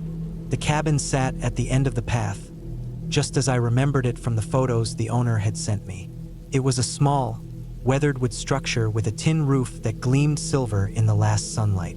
The porch sagged a bit on one side, but the windows looked clean, and smoke curled faintly from the stone chimney. The place was basic: one bedroom, a tiny kitchen, and a living area with an old couch and a wood stove. No running water, no electricity, just the essentials to survive and rest. I unloaded my bags slowly, feeling the weight of the silence settle in around me. The woods were quiet except for the distant call of a bird, maybe a crow, and the rustle of leaves as the wind picked up. I locked the car and walked to the porch, pulling open the heavy door that creaked as it swung inside. The smell hit me first: damp wood, cold stone, and something faintly earthy, like moss and old pine needles pressed inside the walls. It smelled like it had been sitting empty for a while, but still held the warmth of past lives. I dropped my bags on the floor and started unpacking the basics: flashlight, water jug, food. I wanted to get the fire going before dark, so I gathered wood from the pile outside, stacking it neatly near the stove. The air was cooling fast, the sky turning from gold to orange to purple. I lit the kindling carefully, the dry twigs catching quickly and sending a small orange glow out into the room. The heat spread slowly, the logs cracking and popping. Outside, the wind blew stronger, making the cabin groan softly, the old wood settling with sounds that felt alive. That night was deeper and darker than I expected. The moon was just a thin sliver behind the clouds, barely lighting the forest outside. The only sound was the fire's steady burn and the occasional snap of a branch outside. I was tired, but couldn't quite settle. I kept hearing little noises: a scraping at the window, the thump of something heavy moving in the brush. I told myself it was just animals, maybe a deer or a raccoon, but something about the way the noises came and went, starting and stopping like footsteps, didn't feel right. I stayed up later than I meant to, sitting close to the fire, staring into the flickering flames. The cabin felt smaller, more confined, and every shadow in the corners looked deeper. When I finally crawled into the small bed, the mattress creaked under me. The room smelled colder now, like the wood had soaked up the night air. I lay still, listening. The noises didn't stop. Scratching, rustling, a heavy thump against the side of the cabin, low and slow, like something big had bumped into it. The next morning, I woke early, sun just peeking over the trees. I had trouble shaking the feeling from the night before, like something had been watching, waiting. I decided to explore the area around the cabin. There was a small clearing, a creek maybe a quarter mile away, and some hiking trails marked on a crumpled map I'd found in the kitchen drawer. The forest was thick and green, the air cool and damp from overnight dew. As I walked, I noticed the ground was scattered with fresh broken branches, crushed leaves, and deep indentations in the soft earth that looked like footprints. They were big, much bigger than mine, and they trailed in from the direction of the creek, then turned back toward the woods on the other side of the cabin. I crouched and looked closer. The prints were oddly shaped, with deep grooves, like claws at the edges. I ran my fingers over the mud and felt the cool wetness of it, but no other sign of what might have made them. I kept walking, my eyes scanning for anything else unusual. The creek was small but clear, the water running cold over smooth stones. As I knelt to cup some water in my hands, I caught sight of a large fallen tree across the bank. It had been snapped in half, the broken trunk jagged and splintered. It looked fresh, like it had been broken by a powerful force recently. I looked back toward the cabin and noticed the tops of the trees in that direction were swaying more violently, like something heavy had passed through. I started back, my nerves on edge. When I got closer to the cabin, I saw the wood on the porch step. One of the boards was cracked and splintered, and there were deep scratches gouged into the wood. The marks looked too deliberate, too straight to be from an animal. I felt a chill crawl up my spine and decided to go inside and stay close to the fire. That afternoon, I spent hours chopping wood and stocking the fire, trying to push away the sense that I was being watched. The sun sank quickly, and before long, I was back inside, doors locked, windows shut tight. I double-checked my supplies, counting my matches and water bottles. My phone was dead, no signal for miles, so I was completely cut off. The night was worse than the first. Every time I closed my eyes, I heard the scratching and thumping. The wind rattled the windows, and at one point I swear I heard heavy breathing just outside the porch door. I sat frozen, clutching a kitchen knife I'd found, ready to defend myself.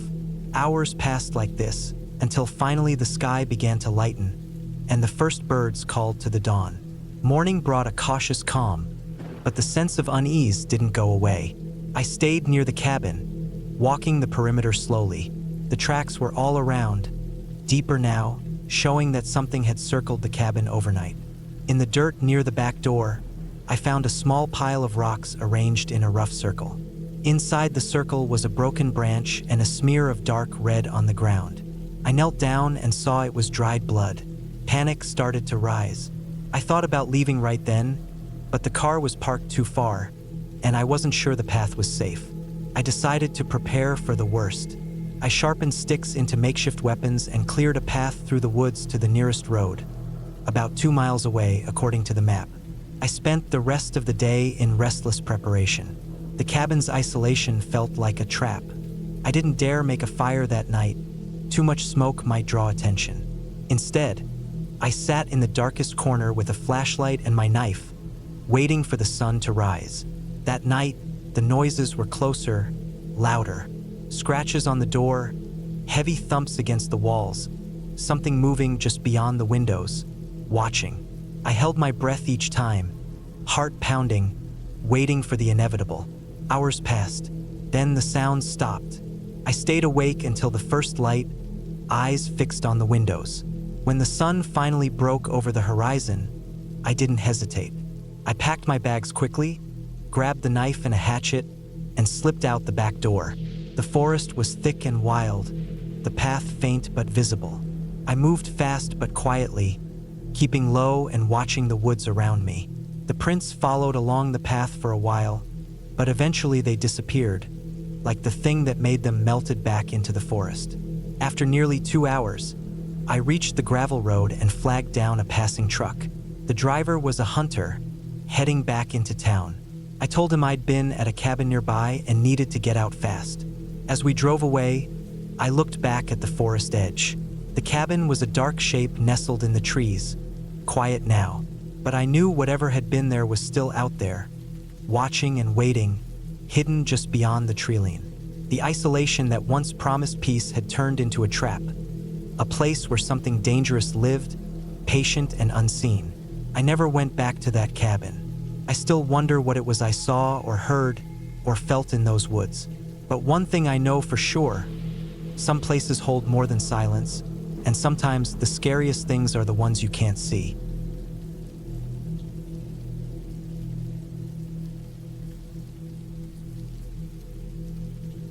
The sun was dipping low behind the hills, painting the sky with shades of orange and pink. I was deep in the woods, far from any city lights or sounds, ready for a weekend camping trip I had planned weeks earlier. The air was crisp and carried the faint scent of pine and damp earth. I had chosen this spot because it was quiet, isolated, and looked perfect on the map. A clearing near a small creek with plenty of flat ground for pitching a tent. The kind of place where you could forget the world for a while. I had arrived early in the afternoon, carrying a heavy backpack filled with supplies, tent, sleeping bag, food, water, and the essentials. The path had been rough and narrow, barely wide enough for a single vehicle, and my car struggled to keep traction on the loose dirt and stones.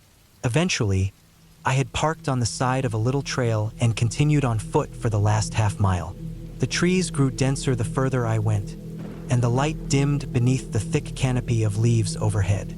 The clearing was better than I expected. A flat patch of grass surrounded by tall trees, with the creek running quietly on one edge. I wasted no time setting up my tent, working methodically to secure the stakes and stretch the rainfly tight. The wind picked up a little, rustling the branches and sending a chill down my spine, but the sun still shone warmly. After the tent was up, I gathered some dry wood and twigs for a campfire. The area was littered with fallen branches, some of them already dry from weeks without rain. As I arranged the wood, I noticed the silence around me. It wasn't the comforting silence of nature. It felt heavier, thicker, like the forest was holding its breath. I shook the feeling off, blaming my imagination and the unfamiliarity of the place. The sun slipped below the horizon, and the shadows lengthened. I struck a match and carefully lit the kindling. The fire caught quickly, flames licking up and throwing golden light on the trees. I sat back, feeling the warmth of the fire on my face. I unpacked some canned food, heating it on a small stove I brought along, and ate quietly. The crackle of the fire and the distant sound of the creek were the only noises. The air was cooler now, and I zipped up my jacket tighter around me. I glanced up at the sky, where stars were beginning to emerge, scattered like tiny pinpricks of light. Everything felt calm, peaceful even. Then, just as I was settling down, I heard it, a rustling in the underbrush, just beyond the reach of the firelight. My heart jumped. It wasn't the wind or the usual sounds of small animals moving through leaves. This was different, deliberate, slow, and close. I squinted into the darkness, but the thick trees swallowed any shapes or movement. I sat very still, listening. The sound stopped. I told myself it was probably a deer or a raccoon. This was the woods, after all. Animals moved around at night, but the feeling of being watched crept up my spine. The silence stretched. Then, faintly, I heard a soft, slow crunching. Not footsteps, but something heavier, dragging slightly. My mind raced through possibilities. Maybe a large animal, a bear, or something stuck in the brush. I reached for my flashlight and clicked it on, the beam cutting through the darkness. It swept slowly, lighting up tree trunks, bushes, and the edge of the clearing. Nothing. No eyes reflecting back, no shadows moving. I scanned for a few more minutes, then turned the light off, my heart still pounding. I sat back down, trying to calm myself, telling myself I was alone, safe in my little circle of fire. But the noises kept coming off and on. Sometimes a snap of a branch, sometimes the crunch of leaves. The forest felt alive and watching, but I saw no one. I considered packing up and leaving, but the thought of moving in the dark, in the middle of nowhere, was worse. I decided to stay put and wait it out. The night deepened. The fire burned low, the light flickering against the trees. My eyes grew heavy, but I forced myself to stay awake. Every now and then, the noises returned. The dragging sound came back once or twice, slower now, as if whatever it was moving closer, then stopping. At one point, I heard a faint, low growl. It was not loud, but clear enough to freeze me in place. I felt the hairs on my arms stand up. I scanned the darkness with my flashlight but found nothing. I didn't want to believe it was a bear, but it could have been. Bears were known to roam these woods, and the dragging sound might have been an injured animal. But then I remembered I had left some food out earlier when I unpacked. Maybe the smell had attracted something. The fire was nearly out, so I added more wood, feeding the flames to keep the light alive. I watched the fire carefully, the crackling sound a small comfort in the vast silence. Suddenly, something moved in the shadows at the edge of the clearing. I caught a glimpse of a large shape low to the ground. It wasn't a deer or a raccoon, that was certain. My heart leapt into my throat. I grabbed my flashlight and aimed it directly. The beam hit the figure, and I could see a large animal, maybe a bear, standing just beyond the trees, eyes reflecting the light, watching me carefully. I froze. The animal stayed still for a long moment, then slowly retreated into the woods without a sound. I exhaled, relief washing over me. I knew bears could be dangerous, especially if they were hungry or surprised, so I stayed alert the rest of the night, keeping the fire going as best I could. Morning finally came. The sky brightened with pale light filtering through the leaves. The forest had returned to its usual quiet, the night's tension gone with the daylight. I packed up quickly, eager to get out of the woods and back to civilization. On my way back, I noticed some large, heavy footprints near the creek. Definitely bear tracks. I had been lucky to avoid an encounter, but the memory of the night's sounds stayed with me. That trip taught me a lot about the wild. It was beautiful, but also unpredictable and dangerous if you weren't prepared. The silence of the forest at night was not empty. It was full of hidden life and unseen eyes. I learned to respect that, to be cautious and ready, and to never underestimate the power of nature. My camping trips changed after that. I still loved the outdoors, but I made sure to take every precaution. Because out there, alone with the trees and shadows, you realize how small you really are and how careful you need to be.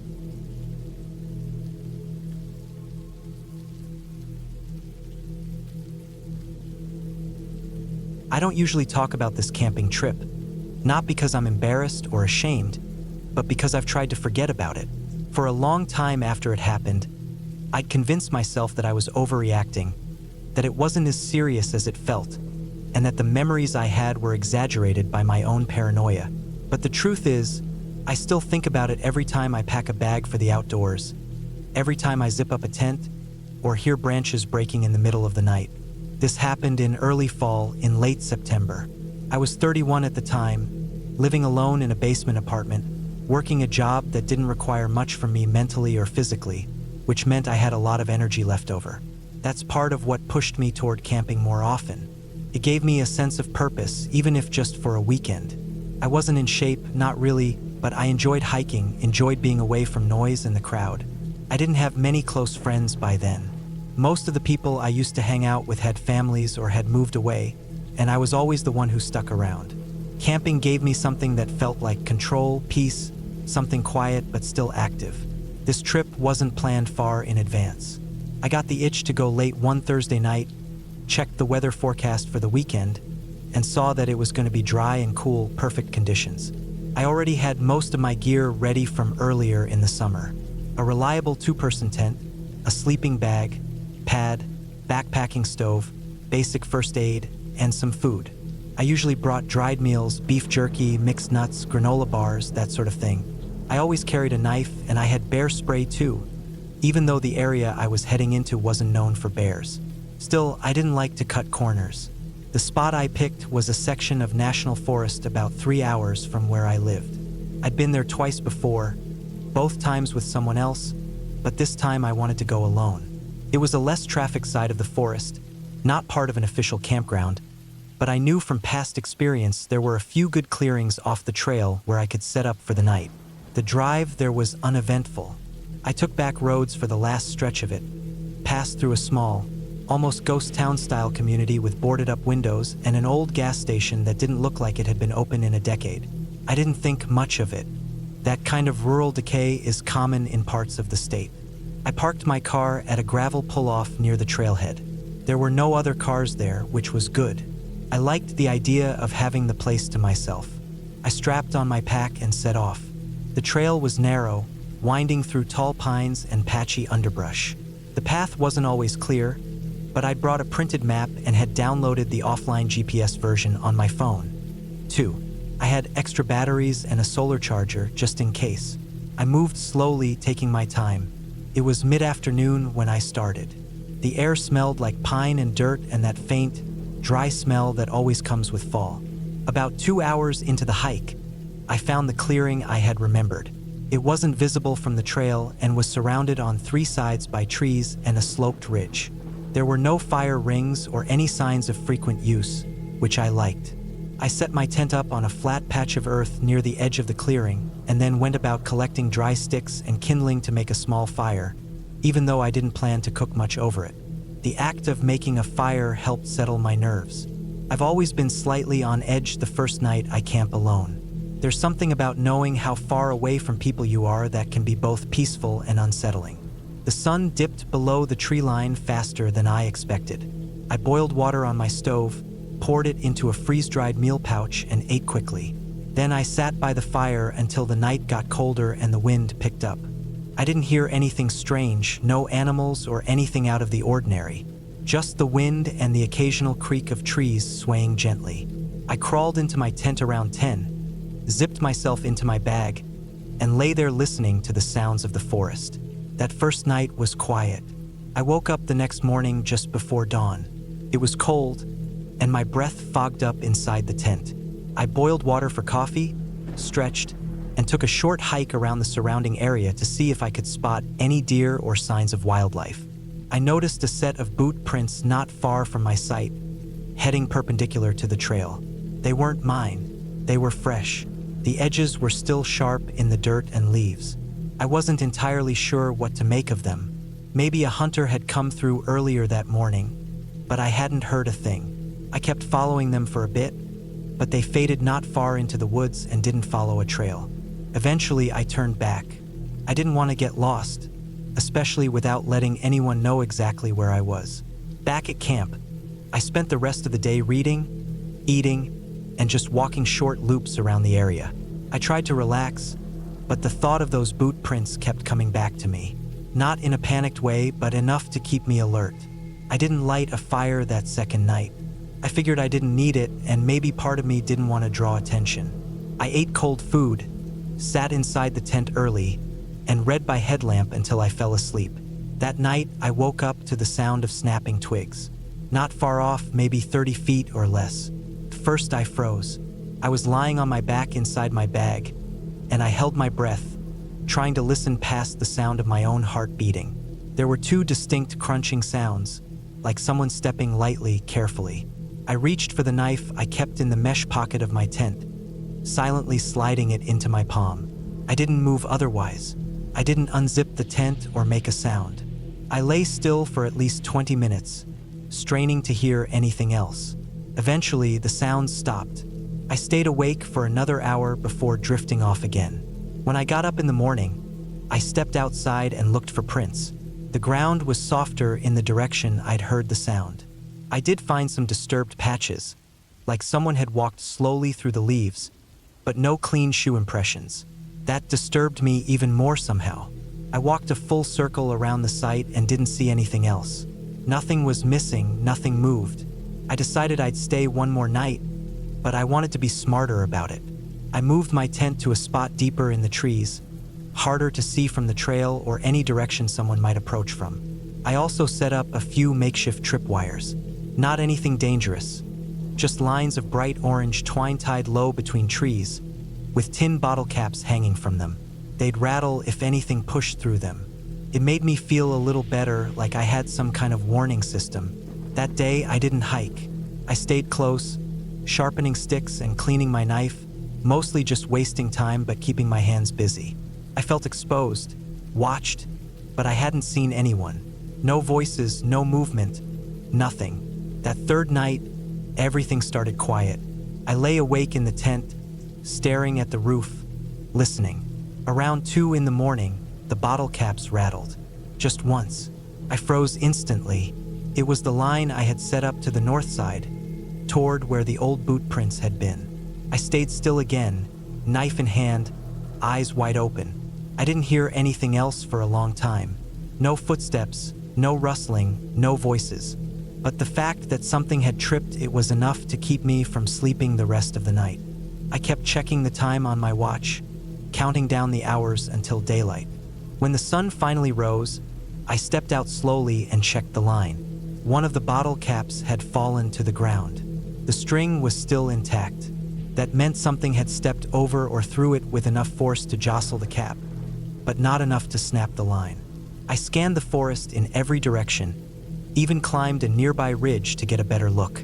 Still, I didn't see anything. At that point, I decided I was done. I packed everything fast, not bothering to eat. My body felt tight with adrenaline. I kept the knife out as I packed. I kept checking over my shoulder. The hike back to my car was longer than I remembered. I kept expecting to see someone on the trail, but I didn't. My nerves didn't ease up until I saw my car through the trees. When I got to it, I noticed something I hadn't seen before. There were scratch marks near the handle on the driver's side door. Not deep, not obvious unless you were close, but they were there. Parallel lines like someone had dragged something sharp along the paint.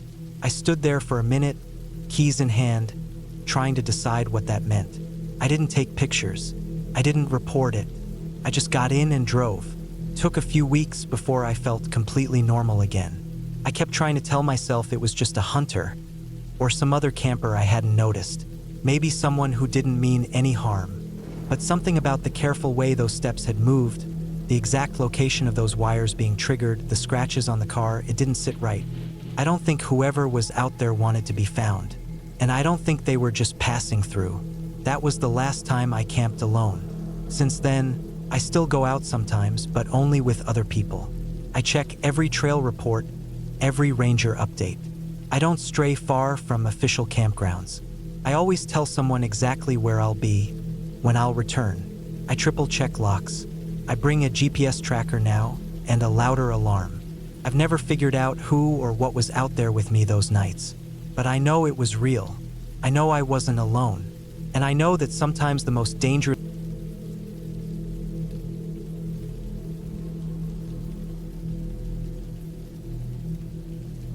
The first thing I want to say is that I've never been a big fan of the outdoors. I don't mean I hate nature or anything like that, but the idea of being far away from all the comforts of modern life always made me a little uneasy. Still, there was something about that cabin deep in the woods that caught my attention. I didn't expect it to turn into one of the most terrifying experiences of my life. It started in early autumn. The leaves were just beginning to change color, and the air had a crispness that made me want to breathe deeply.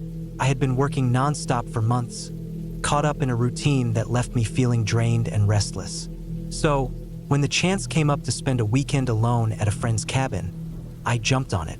My friend wasn't able to go, so the trip was all mine. The cabin was located about 2 hours' drive from the nearest town, down a winding gravel road that disappeared into a thick forest. When I finally reached the place, it was already late afternoon, and the sun was low in the sky, casting long shadows across the trees. The cabin itself was small, made of rough-hewn logs with a stone chimney that had clearly seen better days.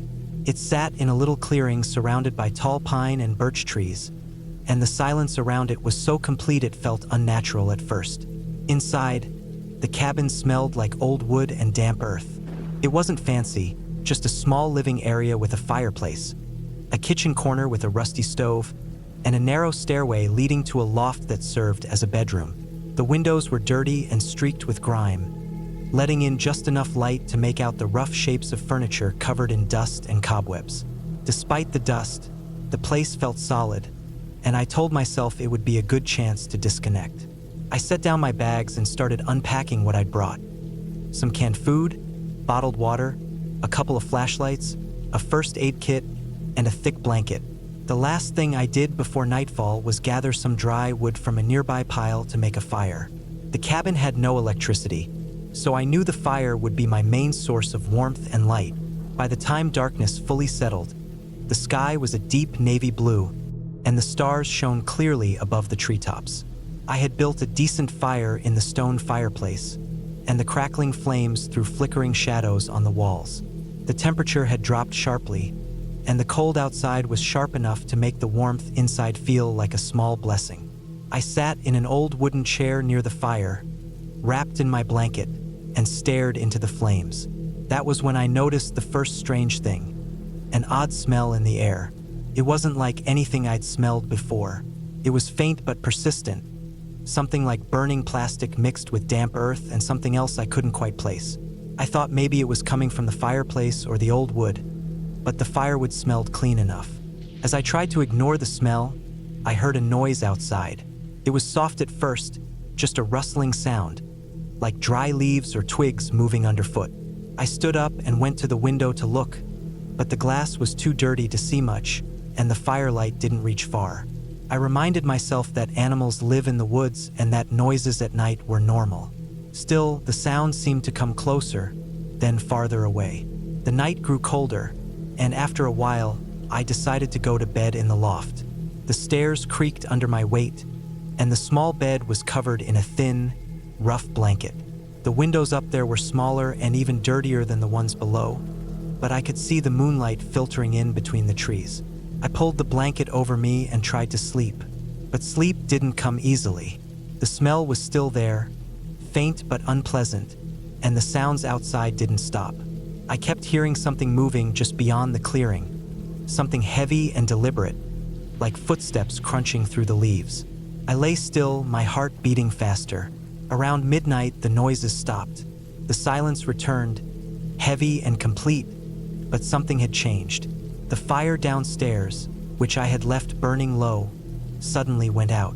The room was pitch black except for the faint moonlight.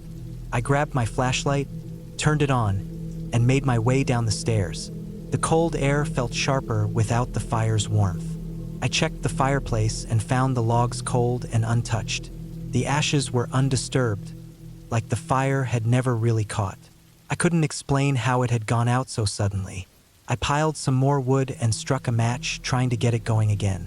The match burned quickly, but the fire finally took hold. I was about to relax again when I heard a loud noise at the front door, like a heavy knock or a thud. My heart jumped.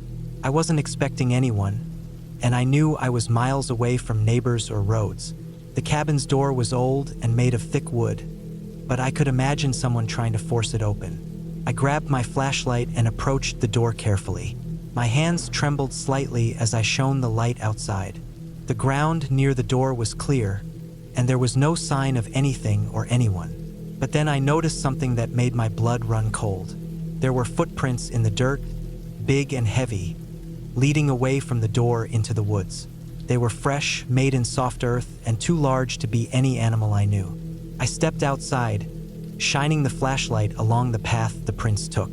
They disappeared after a few yards, swallowed up by leaves and shadows. I went back inside and locked the door, double-checking the old latch. I sat near the fire, holding the flashlight like a lifeline, and waited for the night to pass. I knew I wasn't imagining things. Someone had been here. The rest of the night passed in a blur of cold, noise, and restless fear. Every time I heard a crack or a rustle outside, my heart jumped. The smell grew stronger, like something burning but not like a normal fire. It was almost chemical, and it made my head ache. Morning light was the only relief. When the sun rose, I stepped outside to look around, hoping to find some clue or at least understand what had happened. The footprints were gone, but the ground near the cabin was disturbed. The woodpile was scattered, and some logs were missing. I found scraps of what looked like torn fabric caught on branches near the edge of the clearing. The fabric was dark and rough, like from a jacket or pants. Whoever had been here didn't want to be noticed, but they had left traces behind. That day, I stayed alert, exploring the area cautiously. I found broken branches and flattened grass, as if someone or something had moved quickly through the woods nearby. I collected a long, sturdy stick to use for protection and kept my phone charged, though I knew I had no service. At night, the strange smell came back, stronger than before, and the noises outside increased. This time, it wasn't just footsteps. I heard heavy breathing and low sounds, almost like growls, but nothing I could clearly identify. The fire was harder to keep alive, as if the wind inside the cabin was stronger than outside. On the third night, I decided I couldn't stay any longer. I packed my things in the dark, feeling the weight of the silence pressing on me. I tried to keep calm, but I knew the place wasn't safe. Before leaving, I took one last look outside. In the distance, I saw a figure standing just at the edge of the trees. It was too dark to make out details, but it was tall and still, watching the cabin. I didn't wait to see what it would do next. I grabbed my backpack and headed to the car, moving fast but careful. The gravel road was just ahead, and the forest behind me felt like it was holding its breath. The drive back was tense. I kept glancing at the rearview mirror, expecting to see headlights or movement behind me, but there was nothing. When I finally reached the highway and phone signal returned, I called the local ranger station. I told them about the footprints, the fabric, the noises, and the figure. They said they'd send someone to check the cabin. Later, I learned that the cabin was known among some locals as a place where illegal hunters or trespassers sometimes stayed. The strange smells were probably from chemicals or fuel used to cover tracks or start fires. The whole experience left me shaken. I realized how vulnerable I was in the wilderness when someone with bad intentions could be nearby without me knowing. The fear wasn't from ghosts or stories. It was from real people and real danger. Since then, I've never been back to that cabin. I keep the memory of those nights close, a reminder that the woods hold secrets, and sometimes the scariest thing is the unknown people lurking just beyond the firelight.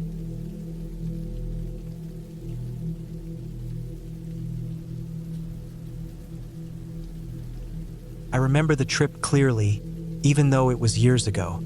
The details are still vivid in my mind, and every time I think about it, I get this strange feeling crawling over my skin. It wasn't a ghost story or some spooky legend.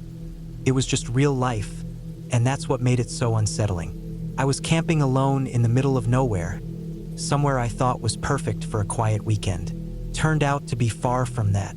I had planned the trip for weeks, checked the weather, packed all my gear carefully, and mapped out a trail in a national forest I'd never visited before.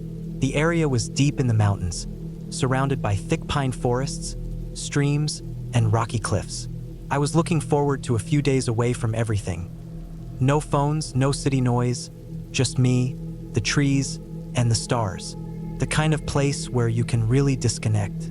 The drive out there was long, winding through narrow roads flanked by tall trees that blocked out most of the sunlight. When I finally got to the trailhead, the parking lot was almost empty. I felt that rush of excitement as I strapped on my backpack and started hiking. The trail was narrow but well-marked, winding up a gentle slope before plunging into the thick forest. The air was fresh and smelled like pine and wet earth. I found a clearing about 4 miles in, near a small creek that babbled softly. It was perfect. Flat ground, some fallen logs to sit on, and plenty of wood for a fire. I set up my tent, unpacked my things, and gathered dry sticks and branches for a fire. The sky was still light when I finished, but the sun was starting to dip behind the trees, casting long shadows. The first night was peaceful. I made a small fire, cooked some kin stew on my portable stove, and sat back against a log watching the flames flicker. I could hear the creek nearby and the occasional rustle of small animals in the underbrush. The sky darkened, stars came out, and the air grew cold. I wrapped myself in a blanket, closed my eyes, and tried to let the quiet calm me. But then, something didn't feel right. At first, it was subtle. A snapping twig somewhere just beyond the firelight, a soft rustling that didn't match any animal I knew. I figured it was probably a deer or a raccoon, or maybe just the wind moving the branches. But as the night grew deeper, the sounds became more frequent. It wasn't just random noises. It sounded like footsteps. I didn't have a weapon beyond a small pocket knife, but I didn't want to leave the fire or the safety of the light. My heart was pounding, but I kept telling myself I was overthinking it. Bears and mountain lions lived in the area, but they usually avoided humans, and I'd never seen any signs of big animals nearby. Still, I kept scanning the darkness just beyond the circle of firelight. Hours passed with the noises continuing, closer and farther, always staying just out of sight. At some point, I realized that whatever was there wasn't moving like an animal. The steps were too deliberate, too steady, like someone was pacing just outside the trees. I couldn't shake the feeling that I was being watched. I packed up my things quickly the next morning. The sun was barely up, but I didn't want to stick around. I had my backpack on and was ready to leave when I noticed something strange near the creek. There were footprints in the soft mud, human footprints. They were fresh and led away from my campsite toward the deeper forest. I froze, heart racing. Whoever had been near me last night was still out there, maybe not far away. I thought about calling the police or park rangers, but I had no signal, and anyway, the nearest ranger station was miles away. I decided to keep moving down the trail instead of going back the way I came, hoping to find a better spot where I could get help or at least more people around. I packed fast and headed out, but I couldn't stop looking over my shoulder.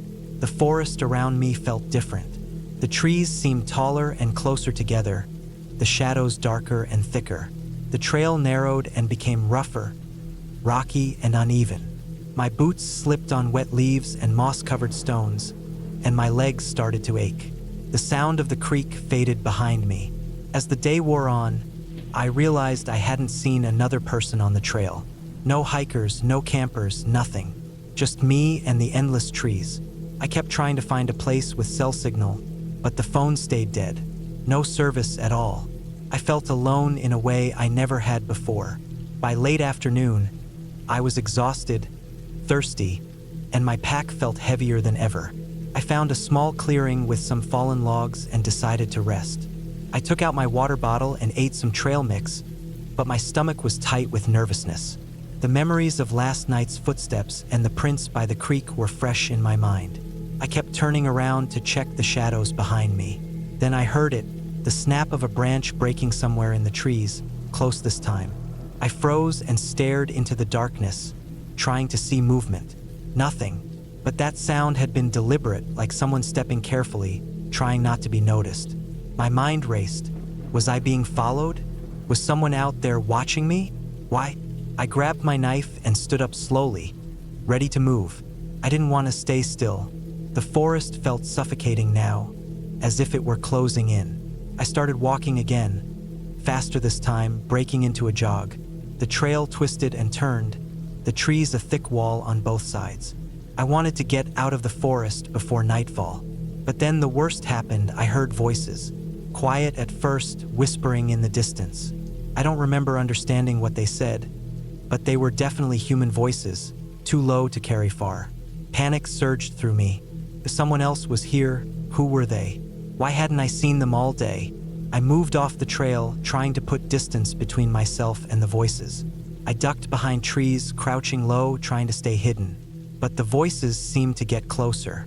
Then I saw them, 3 men, about 50 yards ahead, moving slowly on the trail. They weren't hikers. Their clothes were dirty and mismatched, and they carried large backpacks and what looked like tools or weapons. Their faces were rough and unshaven, and their eyes caught the fading sunlight in a way that made them look even more threatening.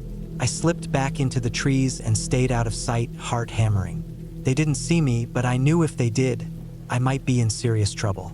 I decided to find a place to hide and wait them out, hoping they would move on. I found a thicket of dense bushes and crawled inside, trying to stay silent and still. The men walked past, their voices still murmuring, and the sound of their boots on the dry leaves made my skin crawl. After what felt like hours, the men disappeared from sight. I waited until I was sure they were gone before I moved again. My hands were shaking, my throat dry and tight. I kept moving quickly now, adrenaline pushing me forward. Night fell faster than I expected. The forest was black, the trail almost invisible in the dark. My flashlight flickered, the batteries weak. I felt vulnerable, lost, and afraid. I found a small hollow under a fallen tree and decided to spend the night there, too tired and scared to push on. I wrapped myself in my jacket, trying to stay warm, and listened. The forest noises were louder at night. The hoot of an owl, the rustle of leaves, the distant howl of a coyote. But I kept hearing something else, something that sounded like footsteps again, moving slowly and deliberately nearby. I stayed as quiet as possible, heart pounding so hard I thought it might burst.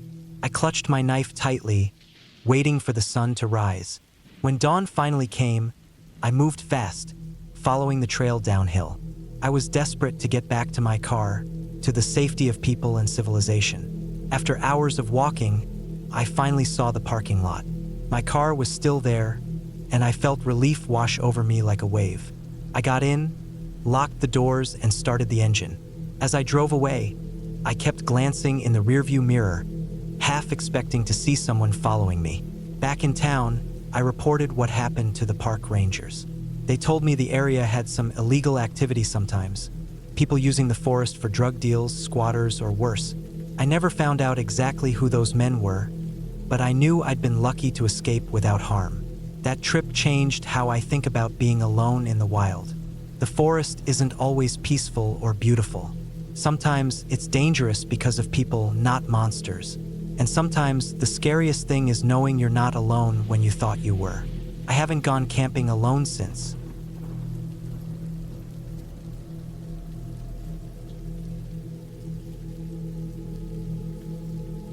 I had never been much of an outdoors person. I grew up in the city where the closest thing to nature was a potted plant on a balcony or the few thin trees struggling for life along the sidewalk. But after years of working behind a desk in an office that smelled like old carpet and microwave food, I started to feel like I was slowly drying out inside. One evening, I was scrolling through some online forums and saw a post about solo camping being good for clearing the mind and disconnecting from everything. Something about it got to me. Maybe it was the idea of finally being alone with no noise, no people, no screens, just quiet. So I made up my mind that I would do it. I spent a few weeks preparing. I bought a secondhand tent, a basic sleeping bag, a gas stove, a small cooler, and a few other essentials. I didn't want to get too fancy, but I also didn't want to be unprepared. I watched videos on how to set up camp, how to store food away from animals, how to read maps. I picked a place that wasn't too far from the city, but far enough that I wouldn't hear traffic at night. It was called Oak Ridge, a small patch of state forest with a few unofficial trails and no real campsites. Just open land, thick trees, and silence. I planned to spend 3 nights out there. I didn't tell many people because I didn't want them talking me out of it. I just told my brother I'd be out of town for a few days and left it at that. The morning I left, I felt good. The drive was smooth, the sky was clear, and I had everything packed neatly. It felt like I was stepping out of my regular life and into something cleaner. The entrance to the woods was a narrow dirt path just past a rusted metal gate. I parked the car off to the side where the ground was packed and flat. I locked up, slung my backpack on, and started walking. I didn't go far the first day, maybe a mile and a half. The land dipped down toward a small stream, and I found a flat area near a cluster of trees.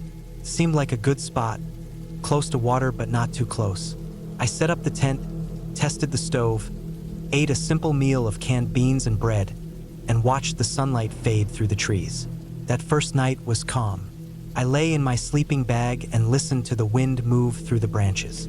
I could hear insects clicking and the occasional crack of a branch far off. Nothing felt strange. I felt safe, if a little nervous, but it was the kind of nervous that comes with doing something new. I kept my flashlight close and fell asleep sometime after midnight. The next morning, I woke up early. The inside of the tent was chilly and damp, and my joints ached from the thin mat under the sleeping bag. I stretched, stepped out into the morning air, and lit the stove to make coffee. The smell alone made me feel human again. After breakfast, I decided to explore. I packed light, a bottle of water, a small snack, a compass, and a knife, and started hiking up the slope behind my tent. The forest was beautiful. The ground was soft with pine needles, and sunlight came through in sharp patches. I didn't follow any trail. I just picked a direction and walked, keeping track of where I came from. I marked a few trees with small cuts just in case. After maybe an hour of walking, I came across an old fence half buried in vines and moss. It was made of rotting wood, barely standing in places. It didn't look like it had been used in decades. I followed it for a while until I found what looked like an old hunting stand nailed high into a tree. It had a rusted ladder, and part of the wood had fallen off. There was something about that spot that felt forgotten. Not in a haunted way, just in a way that made you feel like no one had been there for a long time. I looked around a bit more and decided to head back. It was early afternoon by the time I got to the tent. I sat on a rock, ate my snack, and watched a squirrel dig around near a tree trunk. Everything felt normal, quiet, peaceful. That night was different. It started with a sound, not a loud one, just a soft crack, like something stepping on a twig. Came from the direction of the stream. I sat up in my sleeping bag and listened. It was pitch black outside. I turned off the flashlight to save the battery, so the inside of the tent was black too. I listened, holding my breath. There was another crack, then a rustling sound, like leaves being pushed aside, then nothing. I waited a few minutes, heart beating hard, trying to tell myself it was probably a deer or some other animal. I lay back down, but sleep wouldn't come. I must have dozed off at some point because I woke again later, and it was freezing inside the tent. I checked the time, around 3:30 a.m. Everything was still silent. I sat there a while before I finally forced myself to sleep again. In the morning, I walked down to the stream and looked around. I didn't see any tracks or broken branches. I felt a bit foolish, but I couldn't shake the feeling that something had been there. I spent most of the day close to camp. I read from a book I brought, cooked some rice, and wrote in a small notebook. I didn't go hiking again. That third night was the worst. Started off the same, calm and quiet. But around midnight, I heard it again. Crack closer this time. Then another. Something was moving just outside the tent. I froze. I didn't have any weapons, just the knife I kept in my pocket. I slowly unzipped the sleeping bag and sat up. I could hear footsteps. Slow, heavy, not like a deer or raccoon. These were human steps, steady. Deliberate. They circled the tent once, then stopped. I didn't breathe. I didn't move. I was sure whoever or whatever it was could hear my heart thudding. Then the footsteps moved away. I waited until I couldn't hear anything else before I reached for the flashlight and flicked it on. The beam of light was weak, barely cutting through the dark, but I scanned the inside of the tent. Everything was still there. I didn't sleep again that night. At dawn, I stepped outside. The grass was wet with dew, and there were footprints. Actual deep footprints. They weren't mine. I checked. They were larger, wider, and led from the stream toward my tent, then circled around and walked off into the woods. I followed them for a bit but lost the trail quickly. The ground was hard and dry in places, so the tracks just disappeared. I packed up. I didn't even eat breakfast. I just wanted to get out of there. I stuffed everything into my bag, collapsed the tent in record time, and started hiking back to the car. The woods felt different. Every branch crack, every bird call made me jump. I didn't look behind me, but I could feel something. Not a person, maybe not even a living thing. Just the feeling that something was watching. I tried to walk fast without running. Felt like the woods were holding their breath. When I reached the car, I didn't waste time. I tossed my gear into the trunk, slammed the door shut, and got behind the wheel. I didn't even change my muddy clothes. I started the engine, backed up, and pulled onto the road without a second glance. It wasn't until I was about 10 miles out that I felt my hands stop shaking. Back at home, I took a long shower, threw my gear into a corner, and sat on the couch for hours. I didn't tell anyone what happened. I didn't think they'd believe me. I didn't have proof, but I knew what I heard. I knew what I saw. Someone was out there. A few weeks later, I went back online to that same forum where I'd first gotten the idea to camp. I searched for Oak Ridge, just out of curiosity. I found a thread with less than 10 comments. One guy wrote that he used to camp there years ago, but stopped because of weird people wandering around at night. Another person said they'd found an old campsite with burned clothes and a shredded sleeping bag. Nothing official. No news stories. Just little whispers from people who had seen things and didn't want to talk about them too much. I don't know who was out there that night. It could have been some survivalist, a hunter, maybe even someone living off the grid. But whoever it was had no reason to be walking around someone's tent in the middle of the night without making themselves known. They didn't talk. They didn't make noise. They just walked slow and quiet like they had all the time in the world. That was what scared me the most. How calm it all felt. I still think about it sometimes, especially when I walk past the gear in my closet. I haven't gone camping again since. I don't think I ever will. Some people go into the woods to find peace. I went in looking for silence and space and calm. What I found was a reminder that the woods aren't empty. They're not yours. They don't belong to you. And sometimes you're not alone, even when no one answers when you call. The woods keep their secrets. I was lucky to walk away with mine.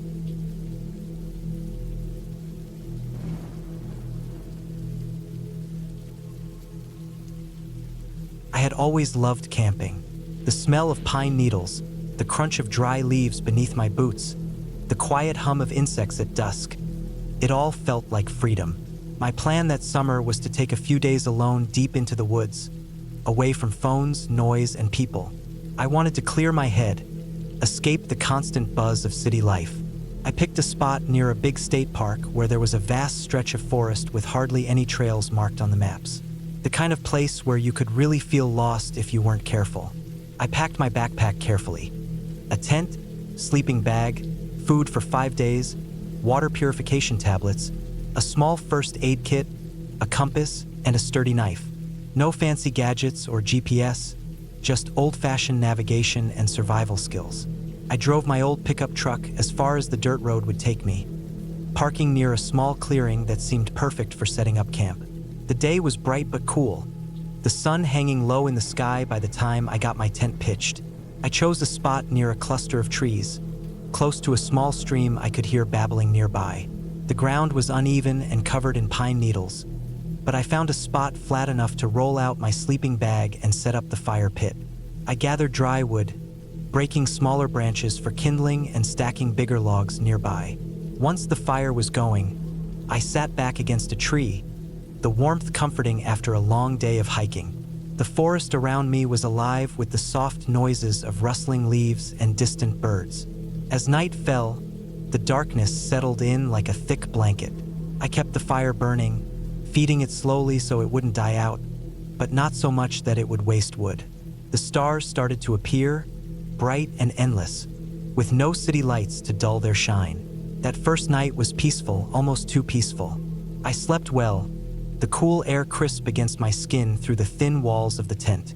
In the morning, I woke early to the sound of the stream and birdsong. I brewed some coffee on my small camp stove, ate some granola, and packed a light day pack for a hike to explore the area. The forest was dense, with tall pines and thick underbrush. I wandered off the main path, fascinated by the way the sunlight filtered through the branches, casting dappled shadows on the ground. I found old tree stumps covered in moss, wild berries growing in clusters, and even a deer trail that seemed fresh. I marked my path carefully with small rock piles and scratches on tree bark, just in case. As the day went on, I noticed something odd. The deeper I went, the quieter it got. The usual forest sounds seemed to fade away. The birds stopped singing, and the rustling of small animals in the bushes disappeared. It felt unnatural, like the forest was holding its breath. The sun dipped lower, and I realized I had been walking farther than I intended. I decided to turn back toward camp, but when I checked my compass, the needle was spinning erratically. I tried to steady it, but it refused to settle. I started to feel a knot of unease in my stomach. I slowed down, scanning the trees for my markers. Some of the rock piles were missing. I had no clear idea which way led back. I kept moving cautiously, but everything around me looked the same. Rows of identical trees stretching endlessly.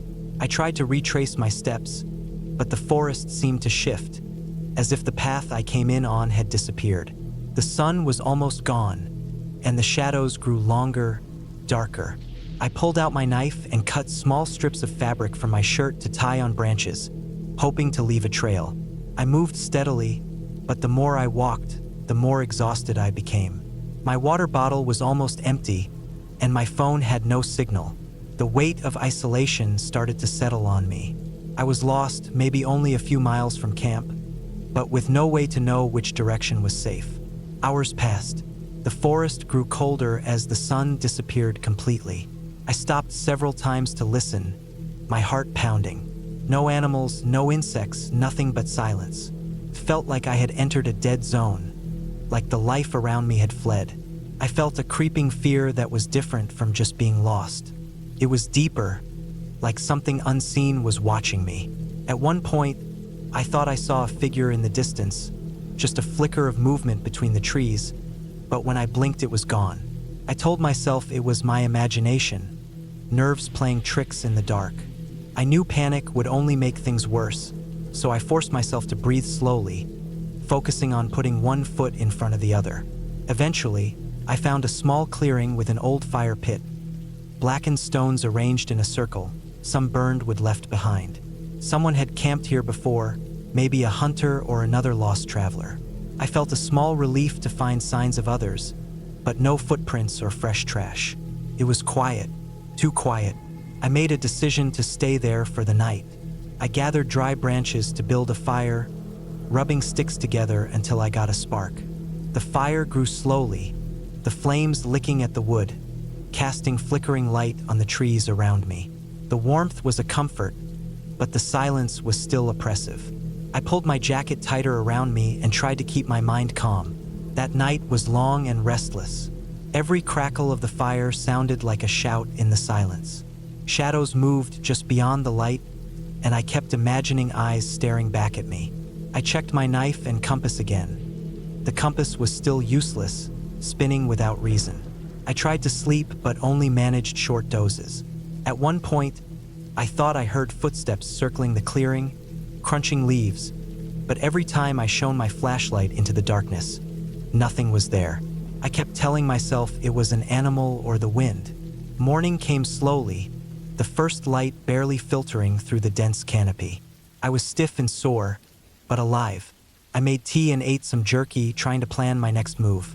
I still didn't know where I was or how to get back to my camp or truck. I decided to follow the stream I had heard near my original campsite. Water usually leads somewhere, and following it downstream seemed logical. I packed up what little I had and started moving cautiously along the bank. The stream was small, barely more than a trickle in places, but steady. As I walked, I noticed strange things. The stream water was cloudy and slow-moving, the banks were muddy, and I saw no signs of fish or frogs. The trees near the water were bare and lifeless, as if the ground had been poisoned. The farther I went, the worse it got. Branches were broken, and the ground was churned up like something had passed through in a hurry. I realized I wasn't alone. I didn't see anything, but the feeling returned, the sensation of being watched. My skin crawled. I kept my knife ready, eyes scanning the trees constantly. Hours passed with no sign of help or escape. My legs ached, my throat was dry, and my stomach growled. I found a spot to rest and eat what little food I had left. I tried to ration water but knew I needed more soon. In the late afternoon, I stumbled upon a set of tire tracks in the mud near the stream. Fresh tracks, probably from a small vehicle. It was a sign of human activity, and for the first time in a long while, a flicker of hope sparked inside me. I followed the tracks carefully, trying to make out where they led. The ground was soft and wet, making it easy to see the patterns. The tracks were deep, as if a heavy vehicle had passed through. As I walked, the forest began to change. The trees thinned out, and I noticed a faint smell of smoke in the air. The tracks led me to a dirt road, overgrown and rarely used, but definitely a path. I followed the road uphill, and after about an hour, I saw a plume of smoke rising in the distance. It was thin and gray, not like a campfire but more like a chimney. I hurried toward it, desperate. When I reached the source, I found an old, abandoned cabin. The door was off its hinges, and the windows were broken. The smoke came from a small fire pit nearby, smoldering ashes and a few half-burned logs. I searched around the cabin carefully. No signs of recent human presence except the fire pit. My hope dimmed. Then, I spotted something at the edge of the clearing, a makeshift shelter made of branches and tarp. As I approached, I saw footprints around it, fresh and large. Suddenly, I heard voices in the distance. Not close, but definitely nearby. I couldn't make out words, but it sounded like several people. Fear and relief collided inside me. People nearby meant help, but who were they? I decided to stay hidden and watch for a while. After a long wait, I saw 3 men approaching the cabin. They were dirty, carrying backpacks and hunting rifles. They looked tense and wary, constantly scanning the trees. I realized they must be hunters or trappers, but something about them felt off. Their eyes were hard, and they didn't smile or talk much. I stayed hidden, hoping they would leave or I could find a chance to signal them. As night fell again, the men settled around the fire pit. I heard one of them complain quietly about the lack of game, another about the rough weather. They didn't seem hostile, but they were alert, like they expected trouble. I decided to wait and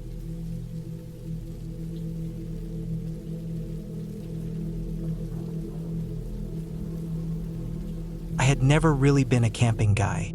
I liked the idea of it, the freedom, the quiet, being away from the mess of the city, but in reality, I never found the time or the right people to go with.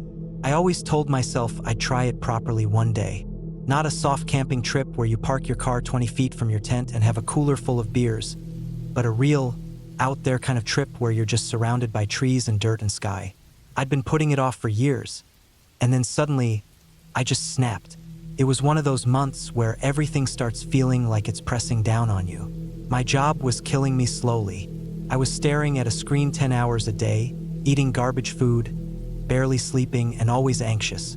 I needed to get out, not for fun, just to breathe. So I started planning. I didn't want to go with anyone. I didn't want to entertain anyone, or talk, or even hear another voice. I picked a national forest that wasn't too far but still wild enough. Somewhere with long trails, no cell signal, and not a lot of visitors that time of year. I packed light but smart. I bought a decent tent, a small water filter, a good knife, some dehydrated food, a bear canister, and all the basic gear. I had a little camping stove and a headlamp.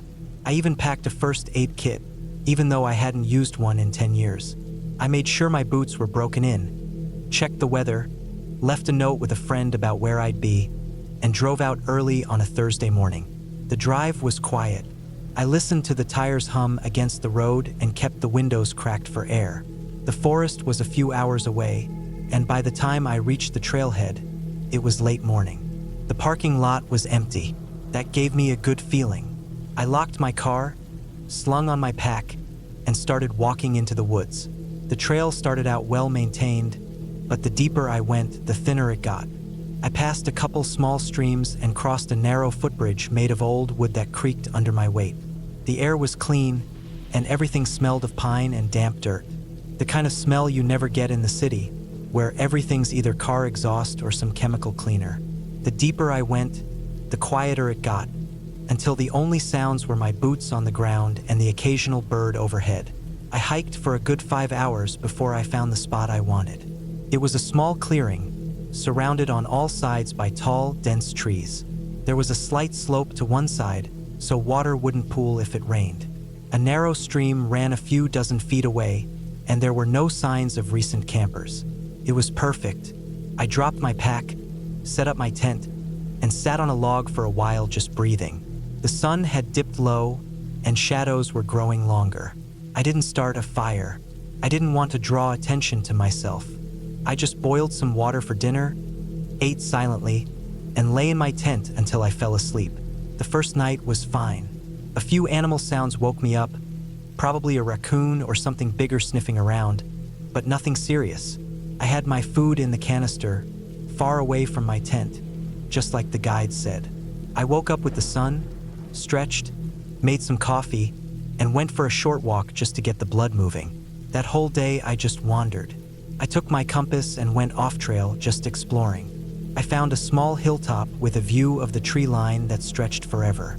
I ate lunch on a rock, watched some ants crawl across my boots, and made it back to camp by early evening. I felt peaceful for the first time in months. That night, though, something felt different. I went to bed early. The woods were dead quiet, too quiet. No wind, no insects, nothing. I lay there for a while, wide awake, feeling like something was just off.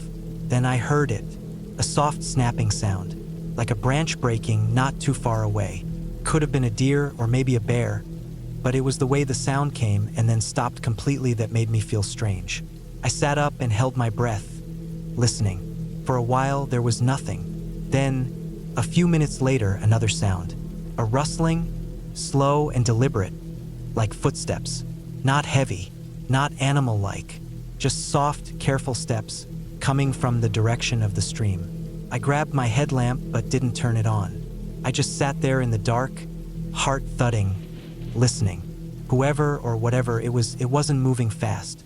Just slow steps every few seconds, then silence. I reached for my knife, holding it tight. I didn't want to make noise. I didn't want to call out. I didn't want to even shift the tent. Eventually, the sounds stopped, dead quiet again. I waited another hour before I even let myself breathe normally. I didn't sleep much that night. In the morning, I checked around the camp. No tracks, no disturbed leaves, nothing. I even walked down toward the stream. Nothing out of place. I told myself I was probably just spooked. When you're alone out there, your mind plays games. Sounds echo weird. Animals walk strange. The wind does creepy things. I tried to push it out of my head. I ate, refilled my water, and went for a longer hike to clear my mind. I hiked out to a nearby ridge that took me most of the day to reach. The view was great, and I sat for a long time just staring out. But the whole time, I kept thinking about the night before.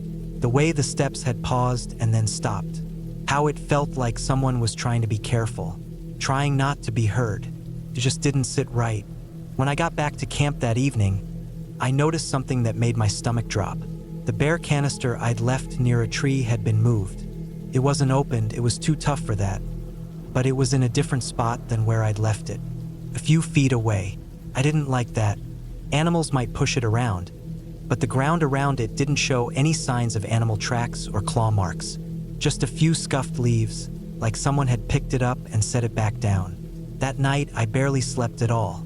I kept my knife close and stayed fully dressed in my sleeping bag, ready to jump out if I had to. Around midnight, I heard the sounds again. This time it was closer, more rustling, then a pause, then a light snapping sound, like someone stepped on a twig and froze. I didn't move. I didn't turn on my light. I just lay there with my heart pounding in my ears. After maybe 10 minutes, the sounds faded again. No breathing, no retreating steps, just gone. The first light, I made a decision. I was done. I packed everything as fast as I could. I didn't eat. I didn't make coffee. I just crammed everything into my pack, took a last quick look around to make sure I wasn't leaving anything, and started hiking back toward the trailhead. I didn't take breaks. I didn't stop to eat or drink. I just walked, fast and focused, checking over my shoulder every 10 minutes. I don't know what I thought I'd see. Nothing ever showed up. I made it back to my car around midday. My legs were burning. My shirt was soaked in sweat. I threw my gear in the back, slammed the door, and drove off without looking back. Only when I hit the highway did I finally start to calm down. But here's the thing that still bothers me.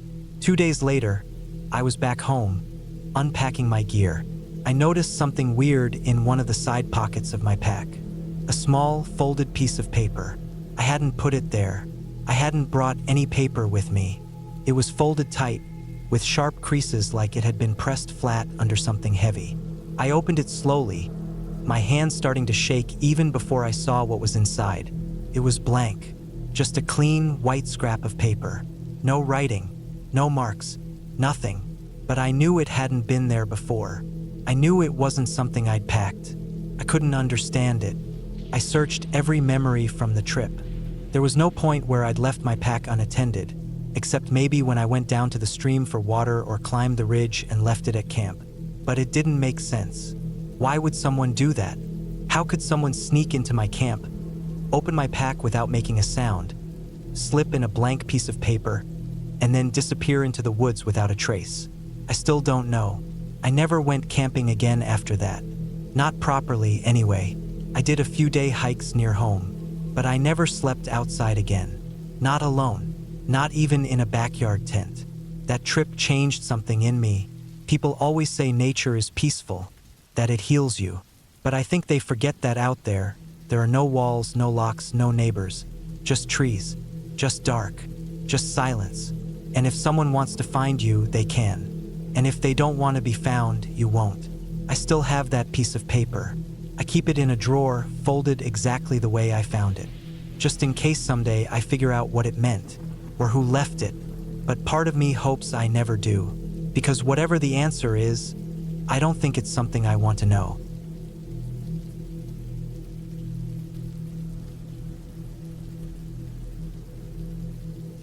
I don't really talk about what happened that weekend anymore.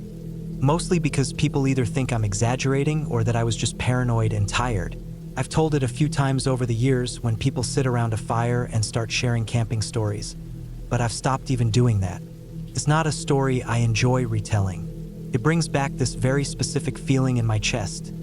Like pressure, almost like something's crawling behind my ribs. I can still hear some of the sounds in my head when I think about it. Some things just stay with you, and this is one of them. This happened around 6 or 7 years ago. I had gotten really into camping at the time, especially solo trips. I liked being out there alone, away from noise and phones and people constantly needing things. There was something simple and solid about walking into the woods with a pack and setting up somewhere quiet. I liked the routine of it. Hike, set up camp, make a fire, cook a small meal, read or just sit and listen to the forest. Then sleep and do it again the next day. No distractions, just the basics. Cleared my head in a way nothing else really did. So I planned this 3-night trip into a part of the mountains I hadn't been to before. It was farther out than I usually went and more remote. I'd done my research, though. I checked the trail conditions, made sure there were no fire bans, studied the topography, and left my trip plan with 2 friends just in case something happened. The first day was uneventful in a good way. I parked at a small trailhead off a dirt road that looked like it hadn't seen a car in weeks.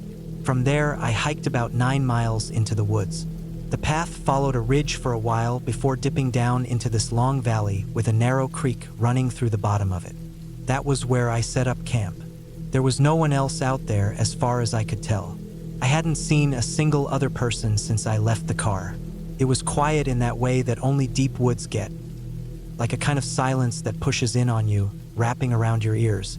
You notice every small twig snapping or leaf rustling because there's nothing else to listen to.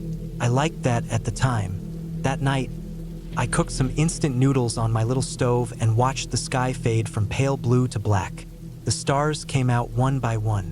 It was cold enough to keep most bugs away, and I remember feeling completely relaxed, like my whole body had exhaled. I slept well, tucked inside my sleeping bag in the tent, the creek making that soft gurgling sound nearby. The second day, I did some light hiking around the area, not too far, just exploring a bit. There were animal tracks all over, mostly deer, maybe a fox or two. Nothing alarming. I did see what looked like an old fire ring in the woods about half a mile from my camp, mostly buried in pine needles and leaves, like it hadn't been used in years. I remember thinking someone else must have camped out there long ago, maybe a hunter or just another backpacker like me. That night, I cooked again, read a little bit by headlamp, then turned in early. I wasn't feeling scared or anxious. Not yet, just tired. The third day was when things shifted. I had decided to stay in camp and relax instead of hiking. I made some oatmeal and coffee, then just sat near the creek with my feet in the water. It was cold but not unpleasant. I had a small camp chair I'd brought and just lounged there for a while, watching insects skate across the surface of the water. Sometime after lunch, I went into the woods a bit to collect more sticks for the fire. That's when I noticed something that felt off. There was a tree, maybe 30 or 40 yards from camp, with a piece of orange string tied around its base. Bright orange nylon cord, maybe a foot long, just looped tightly around the trunk. I stood there looking at it for a while, trying to figure out why it was there. It wasn't the kind of thing that happens naturally, obviously. Someone had done that. It didn't look fresh, but it hadn't been there for years either. There wasn't any bark damage or rot under it. I looked around for more and saw another piece, much farther off, tied higher up on a tree. It was weird, but I told myself it might have been left by some trail crew or surveyor. Maybe someone marking trees for mapping or counting or whatever those forestry people do. Still, it was strange because this wasn't a marked trail. I'd looked into that before coming out. This was just forest.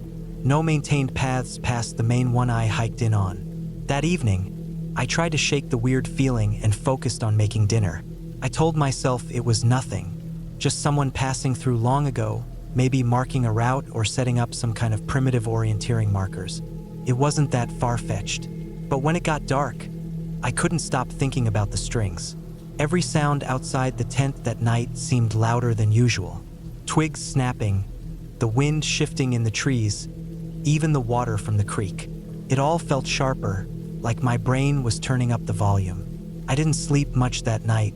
I kept waking up, listening. At one point, around 2 or 3 in the morning, I heard what sounded like heavy steps on the far side of the creek. Not animal-like either, not light or skittering. They were slow and spaced out like a person walking. I laid there in my sleeping bag, barely breathing. The steps weren't close. They didn't come toward the tent, but they were steady, crunching through leaves and sticks, then fading slowly until everything went quiet again.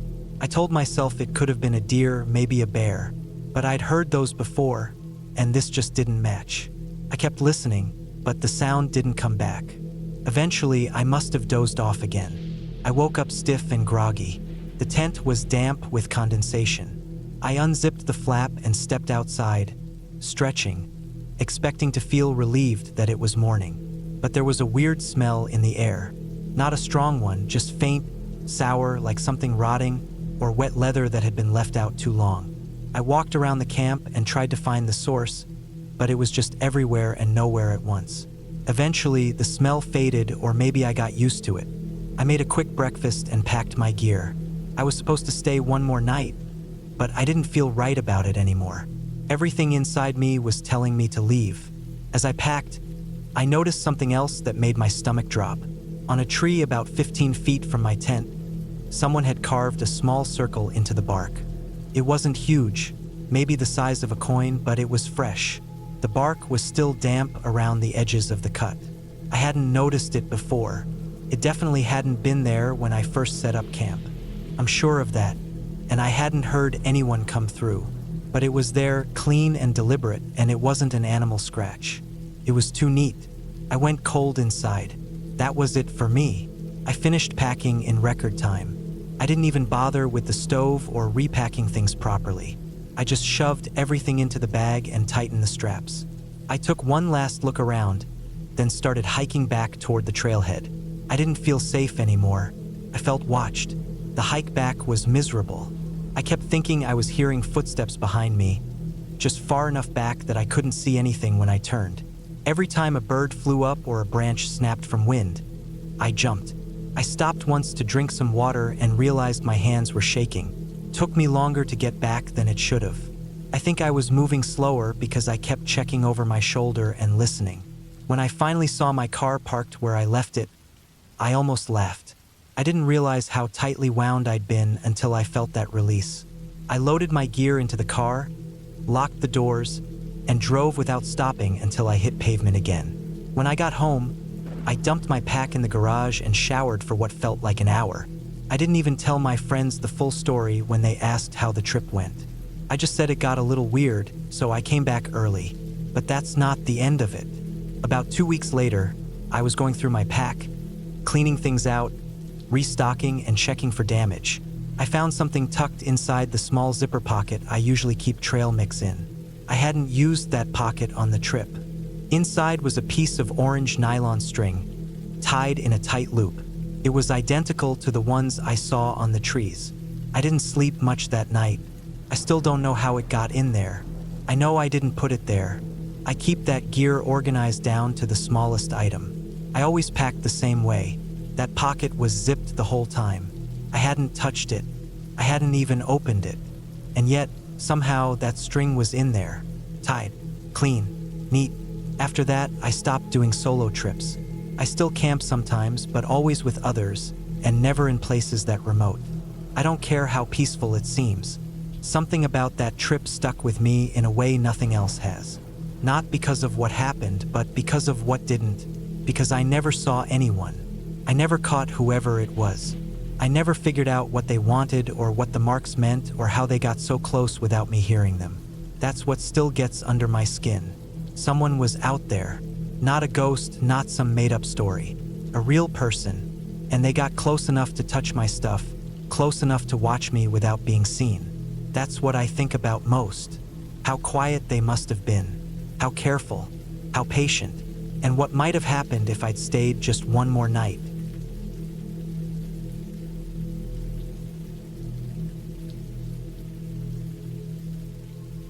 The plan was simple enough. I wanted to get away from everything for a few days. Just me and the wilderness.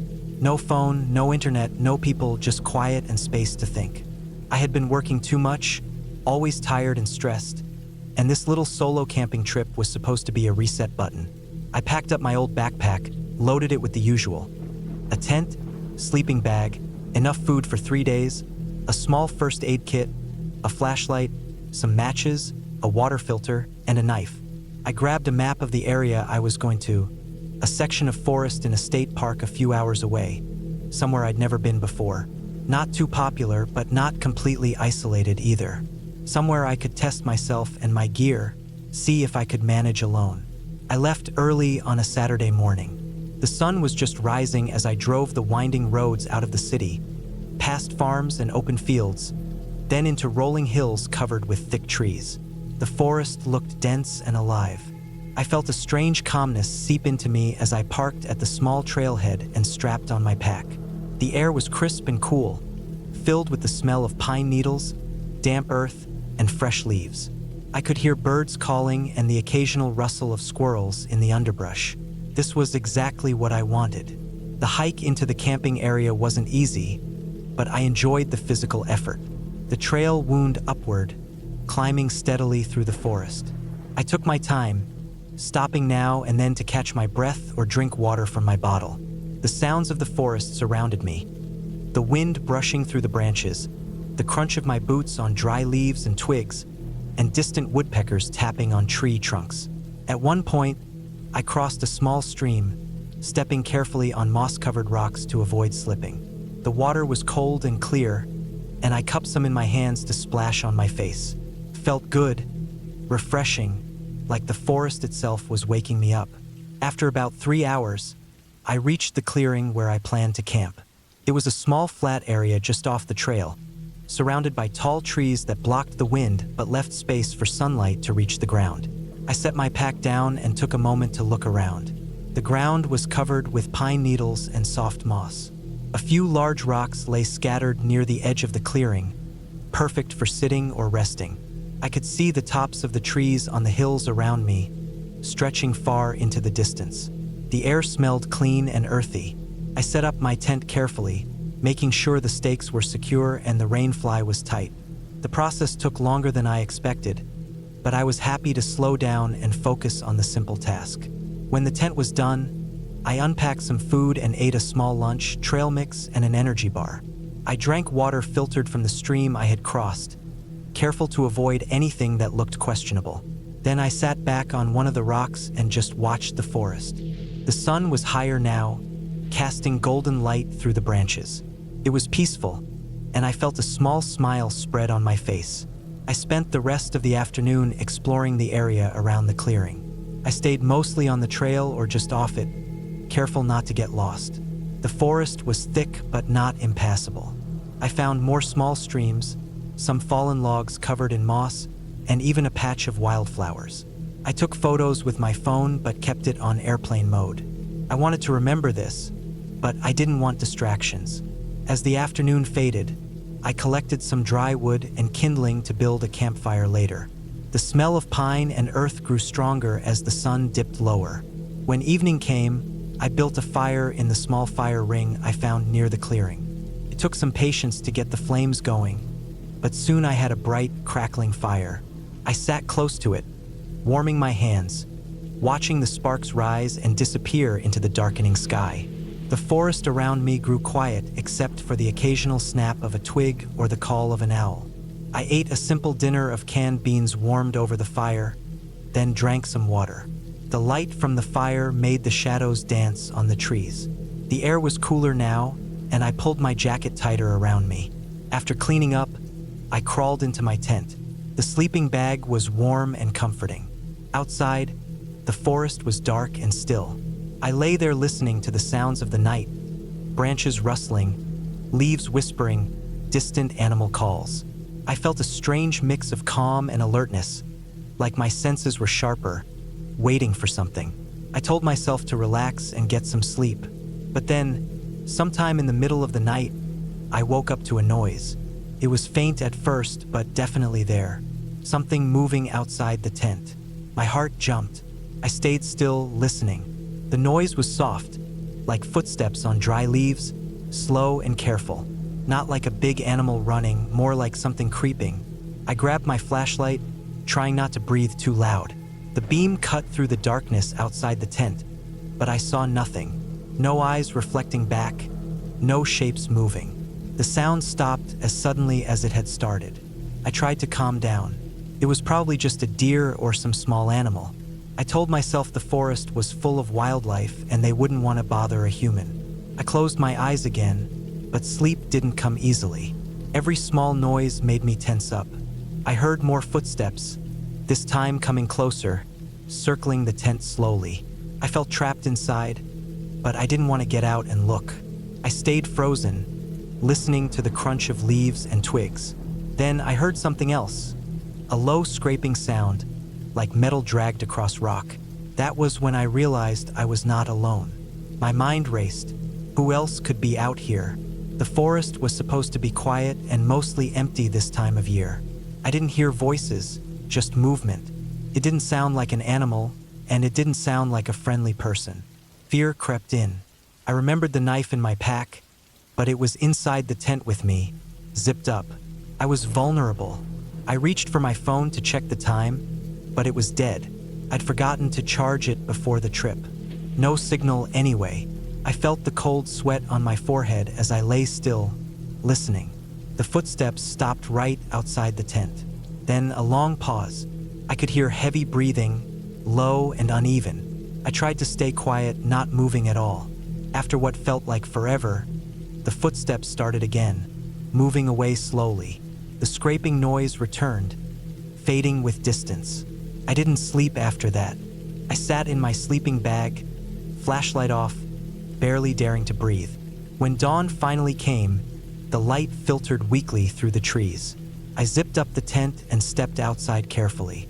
The forest looked peaceful in the morning light, but the ground near my tent told a different story.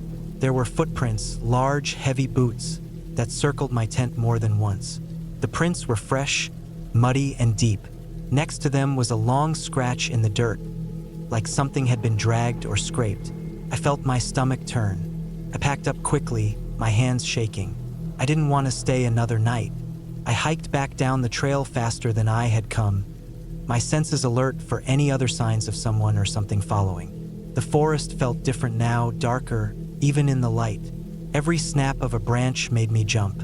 When I reached my car, I locked the doors and sat inside for a long time, breathing hard. I stared out at the trees and thought about what had happened. Someone had been there, watching me, maybe waiting. I didn't know why, but I knew it wasn't random. It wasn't a lost hiker or a curious camper. Driving away, I looked in the rearview mirror as the forest faded behind me. The feeling didn't leave. I knew I had been lucky to get out without a direct confrontation. I thought about reporting it, but I wasn't sure who to tell. The park rangers might not take me seriously, or maybe they already knew about some people sneaking into the park for shady reasons. That experience stayed with me. It changed how I saw the wilderness. It wasn't just a beautiful, peaceful place. It could be dangerous in ways you didn't expect. And sometimes, the scariest thing isn't the wild animals or the dark. It's knowing that there might be other people out there watching, waiting, and that you are completely alone. I never went back to that part of the forest. The memory of those footsteps circling my tent, the scraping sound in the night, and the heavy breathing just outside the fabric walls stayed with me for years. It was a sharp reminder to respect the wild, not just for nature's sake, but because you never really know who else is out there.